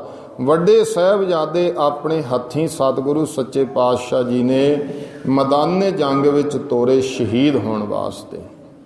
ਉਹ ਤੇ ਆਪਣੇ ਹੱਥੀਂ ਇਧਰ ਸਮਾਂ ਆਇਆ ਕਲਗੀਧਰ ਪਾਤਸ਼ਾਹ ਮਹਾਰਾਜ ਉੱਥੋਂ ਮਾਛੀਵਾੜਾ ਸਾਹਿਬ, ਮਾਛੀਵਾੜੇ ਤੋਂ ਉੱਚ ਦੇ ਪੀਰ ਬਣ ਕੇ ਗਰੀਬ ਨਵਾਜ ਪਾਤਸ਼ਾਹ ਜੀ ਆਪਣੇ ਇਲਾਕੇ ਵੱਲ ਨੂੰ ਆਏ ਤੇ ਇੱਥੇ ਆਏ ਰਾਏਕੋਟ ਲੰਮੇ ਜੜਪੁਰੇ ਦੀ ਧਰਤੀ, ਜਿੱਥੇ 20 21 ਰਹੇ ਗੁਰ ਲੰਮੇ। ਜਿੰਨੇ ਪੁਰਾਤਨ ਗ੍ਰੰਥ ਇਤਿਹਾਸਕਾਰ ਨੇ ਉਹ ਲੰਮਿਆਂ ਦਾ ਜ਼ਿਕਰ ਕਰਦੇ ਆ ਕਿ ਮਹਾਰਾਜ ਇੱਥੇ 20-21 ਦਿਨ ਉੱਥੇ ਸਤਿਗੁਰੂ ਸੱਚੇ ਪਾਤਸ਼ਾਹ ਰਹੇ। 16 ਪੋਹ ਤੋਂ ਲੈ ਕੇ 6 ਮਾਘ ਤੱਕ ਸਤਿਗੁਰੂ ਸੱਚੇ ਪਾਤਸ਼ਾਹ ਇੱਥੇ ਆਪਣੇ ਇਲਾਕੇ ਭਾਗ ਲਾਏ। ਜਗ੍ਹਾ ਜਗ੍ਹਾ ਗੁਰੂ ਕਲਗੀਧਰ ਪਾਤਸ਼ਾਹ ਮਹਾਰਾਜ ਦੇ ਸਥਾਨ ਹੈ। ਗੁਰੂ ਮਹਾਰਾਜ ਇੱਥੇ ਸਾਰੇ ਜਾਂਦੇ ਰਹੇ, ਸੀਲੋਆਣੀ ਹੋਰ ਇਲਾਕੇ ਜਿੱਥੇ ਵੀ ਦੇਖੋ ਆਪਣੇ ਸਥਾਨ ਗੁਰੂ ਗੋਬਿੰਦ ਸਿੰਘ ਪਾਤਸ਼ਾਹ ਮਹਾਰਾਜ ਦੇ। ਇਹ ਰਾਏਕੋਟ ਗੁਰਦੁਆਰਾ ਟਾਹਲੀਆਣਾ ਸਾਹਿਬ ਗੁਰੂ ਕਲਗੀਧਰ ਪਾਤਸ਼ਾਹ ਮਹਾਰਾਜ ਦਾ ਸਥਾਨ ਹੈ। ਹੇਰਾਂ ਗੁਰੂ ਕਲਗੀਧਰ ਪਾਤਸ਼ਾਹ ਮਹਾਰਾਜ ਦਾ ਸਥਾਨ ਹੈ। ਰਾਜੂਆਣੇ ਹੈ ਪਿੱਛੇ ਮੋਹੀ। ਇੱਧਰ ਦੀ ਆਏ ਮਹਾਰਾਜ ਗੁਰੂ ਗੋਬਿੰਦ ਸਿੰਘ ਸੱਚੇ ਪਾਤਸ਼ਾਹ ਜੀ। ਤੇ ਕਲਗੀਧਰ ਮਹਾਰਾਜ ਨੇ ਖਬਰ ਮੰਗਾਈ ਛੋਟੇ ਸਾਹਿਬਜ਼ਾਦਿਆਂ ਦੀ। ਛੋਟੇ ਸਾਹਿਬਜ਼ਾਦਿਆਂ ਨੂੰ ਗੰਗੂ ਲਾਲਚ ਵਿੱਚ ਆਇਆ, ਮੋਰਿੰਡੇ ਥਾਣੇ ਦੇ ਵਿੱਚ ਗ੍ਰਿਫਤਾਰ ਕਰਵਾ ਦਿੱਤੇ। ਮਾਤਾ ਗੁਜਰ ਕੌਰ ਤੇ ਛੋਟੇ ਸਾਹਿਬਜ਼ਾਦੇ 7 ਤੇ 9 ਸਾਲ ਲੈ ਗਏ। ਉਹਨਾਂ ਨੂੰ ਗ੍ਰਿਫਤਾਰ ਕਰਕੇ ਫਿਰ ਸਰਹੰਦ ਲਿਆਂਦੇ, ਵਜੀਦੇ ਦੀ ਕਚਹਿਰੀ ਵਿੱਚ ਪੇਸ਼ ਕੀਤੇ। ਉੱਥੇ 1 2 3 ਦਿਨ ਇਸ ਤਰ੍ਹਾਂ ਦੇ ਕਾਰਜ ਹੁੰਦੇ ਰਹੇ। ਭਾਈ ਮੋਤੀ ਰਾਮ ਮਹਿਰਾ ਆਪਣੇ ਘਰ ਵਾਲੀ ਦੇ ਗਹਿਣੇ ਵੇਚ ਕੇ ਜਿਹੜੇ ਪਹਿਰੇਦਾਰ ਸੀ ਉਹਨਾਂ ਨੂੰ ਲਾਲਚ ਦੇ ਕੇ ਸਾਹਿਬਜ਼ਾਦਿਆਂ ਨੂੰ ਦੁੱਧ ਛਕਾ ਕੇ ਆਇਆ। ਸਤਿਗੁਰੂ ਸੱਚੇ ਪਾਤਸ਼ਾਹ ਦੀਆਂ ਬਖਸ਼ਿਸ਼ਾਂ ਦਾ ਪਾਤਰ ਬਣਿਆ। ਇਹ ਭਾਈ ਹਿੰਮਤ ਸਿੰਘ ਪੰਜ ਪਿਆਰੇ, ਉਹਨਾਂ ਦੇ ਅੰਸ਼ ਵੰਸ਼ ਵਿੱਚੋਂ ਇਹਨੇ ਸਾਰੇ ਪਿੱਛੋਂ ਇੱਕੋ ਹੀ ਦਾਦੇ ਪੜਦਾਦੇ ਗਾਂ ਇੱਕ ਦੀ ਔਲਾਦ ਸਨ। ਗੁਰੂ ਘਰ ਦੇ ਨਾਲ ਜੁੜੇ ਹੋਏ ਸਨ। ਗੁਰੂ ਪਾਤਸ਼ਾਹ ਦੀ ਕਿਰਪਾ ਹੈ। ਤੇ ਸਤਿਗੁਰੂ ਸੱਚੇ ਪਾਤਸ਼ਾਹ ਮਹਾਰਾਜ ਦੇ ਸਾਹਿਬਜ਼ਾਦੇ ਉਹ ਸਮਾਂ ਜਦੋਂ ਸਾਹਿਬਜ਼ਾਦਿਆਂ ਨੂੰ ਬਥੇਰੇ ਲਾਲਚ ਦਿੱਤੇ, ਬਹੁਤ ਕੁਝ ਕਿਹਾ, ਪਰ ਸਾਹਿਬਜ਼ਾਦੇ ਉਹ ਗੁਰਮੁਖੋ ਕੋਈ ਆਮ ਬੱਚੇ ਨਹੀਂ ਸਨ। ਉਹ ਤਾਂ ਕੋਈ ਅਵਤਾਰੀ ਰੂਹਾਂ ਗੁਰੂ ਕਲਗੀਧਰ ਪਾਤਸ਼ਾਹ ਮਹਾਰਾਜ ਦੇ ਸਾਧ। ਗਰੀਬ ਨਵਾਜ ਕਲਗੀਧਰ ਜੀ ਦੇ ਸਾਹਿਬਜ਼ਾਦੇ ਲਖ ਤੇ ਜਿਗਰ ਹੁਕਮ ਕਰਤਾ, ਇਹਨਾਂ ਨੂੰ ਨੀਹਾਂ ਵਿੱਚ ਚਿਣ ਕੇ ਸ਼ਹੀਦ ਕਰਨਾ ਹੈ।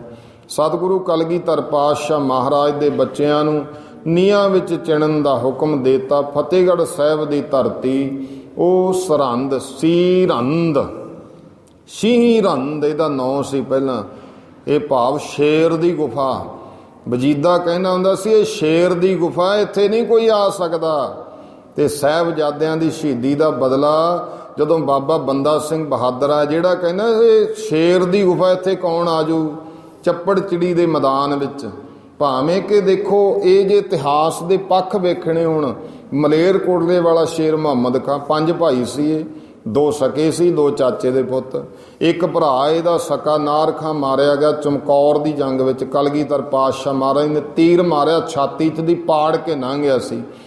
ਇਹ ਜਿਹੜਾ ਦੂਜਾ ਸੀ ਖਵਾਜਾ ਮਰਦੂਦ, ਉਹ ਕੰਧ ਦੇ ਓਹਲੇ ਹੋ ਗਿਆ। ਮਹਾਰਾਜ ਕਹਿੰਦੇ ਜੇ ਨਾ ਓਹਲੇ ਹੁੰਦਾ ਇੱਕ ਤੀਰ ਉਹਨੂੰ ਬਖਸ਼ ਦੇਣਾ ਸੀ ਮੈਂ।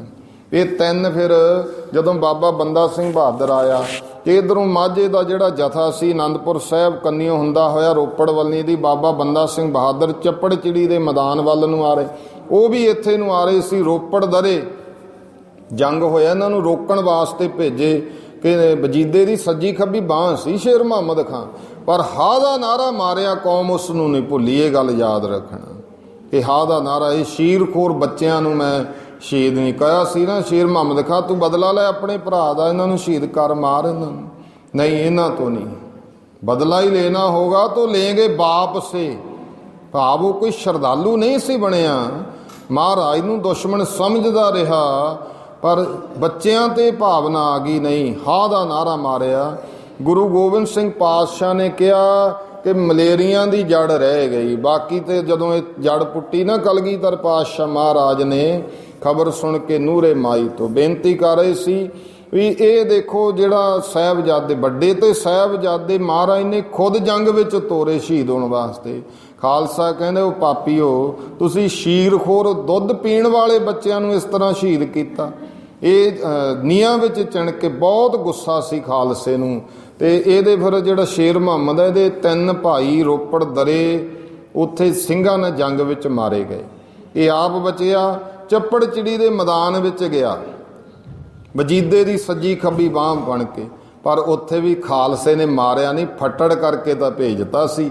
ਮਲੇਰਕੋਟਲੇ ਆ ਗਿਆ, ਫਿਰ ਡਰਦਾ ਬਾਬਾ ਬੰਦਾ ਸਿੰਘ ਬਹਾਦਰ ਤੋਂ ਇਹ ਲਾਹੌਰ ਚਲਿਆ ਗਿਆ, ਜਾ ਕੇ ਉਧਰ ਲੁਕੇ ਤੇ ਰਹੋ ਵਿਚਾਰ। ਇੱਥੇ ਫਿਰ ਚੱਪੜ ਚਿੜੀ ਦੇ ਮੈਦਾਨ ਵਿੱਚ ਵਜੀਦੇ ਨੂੰ ਫੜ ਲਿਆ, ਸੋਧਾ ਲਾਇਆ ਤੇ ਬੈਠ ਕੇ ਲਿਆਂਦੇ 2 ਤੇ ਜਿਵੇਂ ਮਗਰ ਸੁਹਾਗਾ, ਅੱਗੇ ਬਲਦਾਂ ਮਗਰ ਸੁਹਾਗਾ ਫੇਰਦੇ ਸੀ ਨਾ, ਵਜੀਦੇ ਨੂੰ ਜਿਵੇਂ ਸੁਹਾਗਾ ਪਾਈਦਾ ਬੈਠ ਕੇ ਮਗਰ ਸੁਹਾਗੇ ਵਾਂਗੂ ਪਾ ਕੇ ਘੜੀਸ ਕੇ ਸਰਹੰਦ ਲਿਆਂਦਾ ਤੇ ਅੱਗ ਵਿੱਚ ਸਾੜਿਆ ਬਾਬਾ ਬੰਦਾ ਸਿੰਘ ਬਹਾਦਰ ਨੇ। ਜਾਂ ਨਪਾਕ ਹੋ ਕੇ ਜਾ। ਇਸ ਤਰ੍ਹਾਂ ਦਾ ਬਾਬਾ, ਇਹ ਗੁੱਸਾ ਸੀ ਖਾਲਸੇ ਵਿੱਚ ਐਸਾ, ਜਿਹੜਾ ਕਹਿੰਦਾ ਸੀ ਇਹ ਸਰਹੰਦ ਦੇ ਸ਼ੇਰ ਦੀ ਗੁਫਾ ਹੈ। ਅੱਜ ਉਹਦਾ ਹਾਲ ਕੀ ਕੀਤਾ, ਉਹਨੂੰ ਸੁਹਾਗੇ ਮਗਰ ਚੱਪੜ ਚਿੜੀ ਦੇ ਮੈਦਾਨ ਤੋਂ ਸਰਹੰਦ ਤੱਕ ਘੜੀਸਦੇ ਲੈ ਕੇ ਆਏ। ਇਹ ਖਾਲਸੇ ਨੇ ਐਸੇ ਬਾਬਾ ਬੰਦਾ ਸਿੰਘ ਬਹਾਦਰ ਦਾ ਇਤਿਹਾਸ। ਕਹਿਣ ਦਾ ਭਾਵ ਹੈ ਕਿ ਸਾਹਿਬਜ਼ਾਦਿਆਂ ਦੇ ਇਹ ਸ਼ਹੀਦੀ ਜਦੋਂ ਹੁਕਮ ਦਿੱਤਾ ਤੇ ਸਾਹਿਬਜ਼ਾਦੇ ਕਹਿੰਦੇ ਉਹ ਵਜੀਦਿਆ, ਇਹ ਦੁਨੀਆ ਤੇ ਕੋਈ ਸਦਾ ਨਹੀਂ ਰਿਹਾ, ਕੋਈ ਪਹਿਲਾਂ ਚਲਿਆ ਗਿਆ, ਕੋਈ ਬਾਅਦ ਵਿੱਚ ਚਲਿਆ ਗਿਆ। ਗੱਲ ਇਹ ਨਹੀਂ ਕੋਈ ਕਦੋਂ ਜਾਂਦਾ, ਗੱਲ ਇਹ ਆ ਕੋਈ ਕਿਸ ਤਰ੍ਹਾਂ ਦਾ ਜੀਵਨ ਜਿਉਂ ਕੇ ਜਾਂਦਾ। ਇੱਕ ਗੱਲ ਯਾਦ ਰੱਖੀ, ਵਜੀਦੇ ਨੂੰ ਇਹ ਗੱਲ ਕਹੀ ਆ, ਉਹ ਧਾਰਨਾ ਪੜ੍ਹੀਏ, ਫਿਰ ਆਪਾਂ ਆਨੰਦ ਸਾਹਿਬ ਪੜਾਂਗੇ ਕਿ ਐ ਵਜੀਦਿਆ ਪਾਪੀਆ, ਇੱਕ ਗੱਲ ਯਾਦ ਰੱਖੀ, ਸਾਨੂੰ ਤੂੰ ਖਤਮ ਕਰ ਦੇਵੇਂਗਾ, ਸ਼ਹੀਦ ਕਰ ਦੇਵੇਂਗਾ, ਪਰ ਸਾਡਾ ਨਾਮ ਨਹੀਂ ਤੂੰ ਮਿਟਾ ਸਕਦਾ। ਸਮਾਂ ਆਵੇਗਾ ਉਹ ਸਾਡੀ ਯਾਦ 'ਚ ਲੱਗਣਗੇ ਮੇਲੇ, ਤੈਨੂੰ ਲੋਕੀ ਪਾਪੀ ਕਹਿਣਗੇ। ਯਾਦ 'ਚ ਲੱਗਣਗੇ ਮੇਲੇ, ਤੈਨੂੰ ਲੋਕੀ ਪਾਪੀ ਕਹਿਣਗੇ।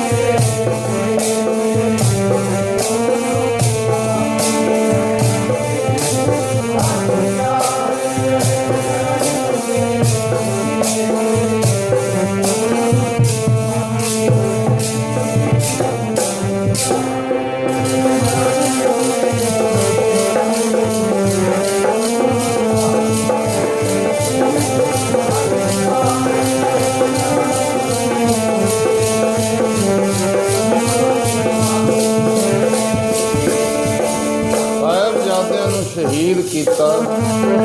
ਕਲਗੀਧਰ ਪਾਤਸ਼ਾਹ ਨੇ ਨੂਰੇ ਮਾਈ ਤੋਂ ਖਬਰ ਮੰਗਾਈ। ਸਤਿਗੁਰੂ ਸੱਚੇ ਪਾਤਸ਼ਾਹ ਮਹਾਰਾਜ ਨੂੰ ਦੱਸਿਆ, ਨੂਰੇ ਮਾਈ ਨੇ ਇਸ ਤਰ੍ਹਾਂ ਸ਼ਹੀਦ ਕਰ ਦਿੱਤੇ। ਕਲਗੀਧਰ ਪਾਤਸ਼ਾਹ ਮਹਾਰਾਜ ਕਾਈ ਦੀ ਦੱਬ ਉਹ ਬੂਟਾ ਪੱਟ ਕੇ ਕਿਹਾ, ਮੁਗਲਾਂ ਦੇ ਜ਼ੁਲਮ ਰਾਜ ਦੀ ਜੜ ਪੁੱਟੀ ਗਈ, ਇਹ ਮਲੇਰਕੋਟਲਿਆਂ ਦੀ ਜੜ ਰਹਿ ਗਈ। ਸਤਿਗੁਰੂ ਸੱਚੇ ਪਾਤਸ਼ਾਹ ਦੇ ਬਚਨ ਹੁਣ ਤੱਕ ਗੁਰਮੁਖੋ ਪ੍ਰਤੱਖ ਵਰਤਦੇ ਐ। ਇੱਥੋਂ ਸਤਿਗੁਰੂ ਦਮਦਮਾ ਸਾਹਿਬ ਦੀ ਧਰਤੀ ਤੇ ਪਹੁੰਚੇ। ਮਤਾਵਾਂ ਜਦੋਂ ਉੱਥੇ ਮਿਲੀਆਂ, ਨਿਗਾਹ ਮਾਰੀ, ਨਾ ਮਾਤਾ ਗੁਜਰੀ ਜੀ ਨਜ਼ਰ ਆਉਂਦੇ ਐ ਤੇ ਨਾ ਸਾਹਿਬਜ਼ਾਦਿਆਂ ਤੋਂ ਪੁੱਛਿਆ। ਕਲਗੀਧਰ ਸਾਹਿਬਜ਼ਾਦੇ ਸਾਹਿਬਜ਼ਾਦੇ ਕਿੱਥੇ ਹੈ, ਮਾਤਾ ਜੀ ਕਿੱਥੇ ਹੈ? ਮਹਾਰਾਜ ਕਹਿੰਦੇ ਮੈਂ ਵਾਰ ਦਿੱਤੇ ਪੁੱਤਰ। ਕਿਸ ਤੋਂ ਵਾਰ ਤੇ? ਦੁਨੀਆ ਨੋਟ ਤੇ ਵਾਰ ਦੀ ਸੁਣੀ ਹੈ, ਅਮੀਰ ਲੋਕ ਸੋਨਾ ਚਾਂਦੀ ਵਾਰ ਦੇਣਗੇ, ਪਰ ਪੁੱਤਰਾਂ ਤੋਂ ਕਿਹੜੀ ਕੀਮਤੀ ਚੀਜ਼ ਹੈ ਜੀ ਤੋਂ ਪੁੱਤਰ ਹੀ ਵਾਰ ਦਿੱਤੇ।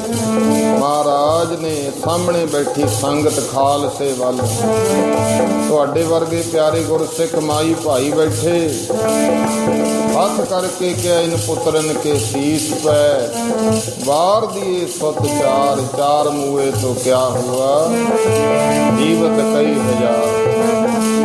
ਕਲਗੀਧਰ ਪਾਤਸ਼ਾਹ ਕਹਿੰਦੇ ਮੈਂ ਇਹਨਾਂ ਪੁੱਤਰਾਂ ਤੋਂ ਆਪਣੇ ਪੁੱਤਰ ਵਾਰੇ। ਗੁਰਮੁਖੋ ਸਾਡੇ ਤੋਂ ਪੁੱਤਰ ਵਾਰੇ ਕੋਈ ਹੈ ਦੁਨੀਆ ਵਿੱਚ ਐਸਾ? ਦੁਨੀਆ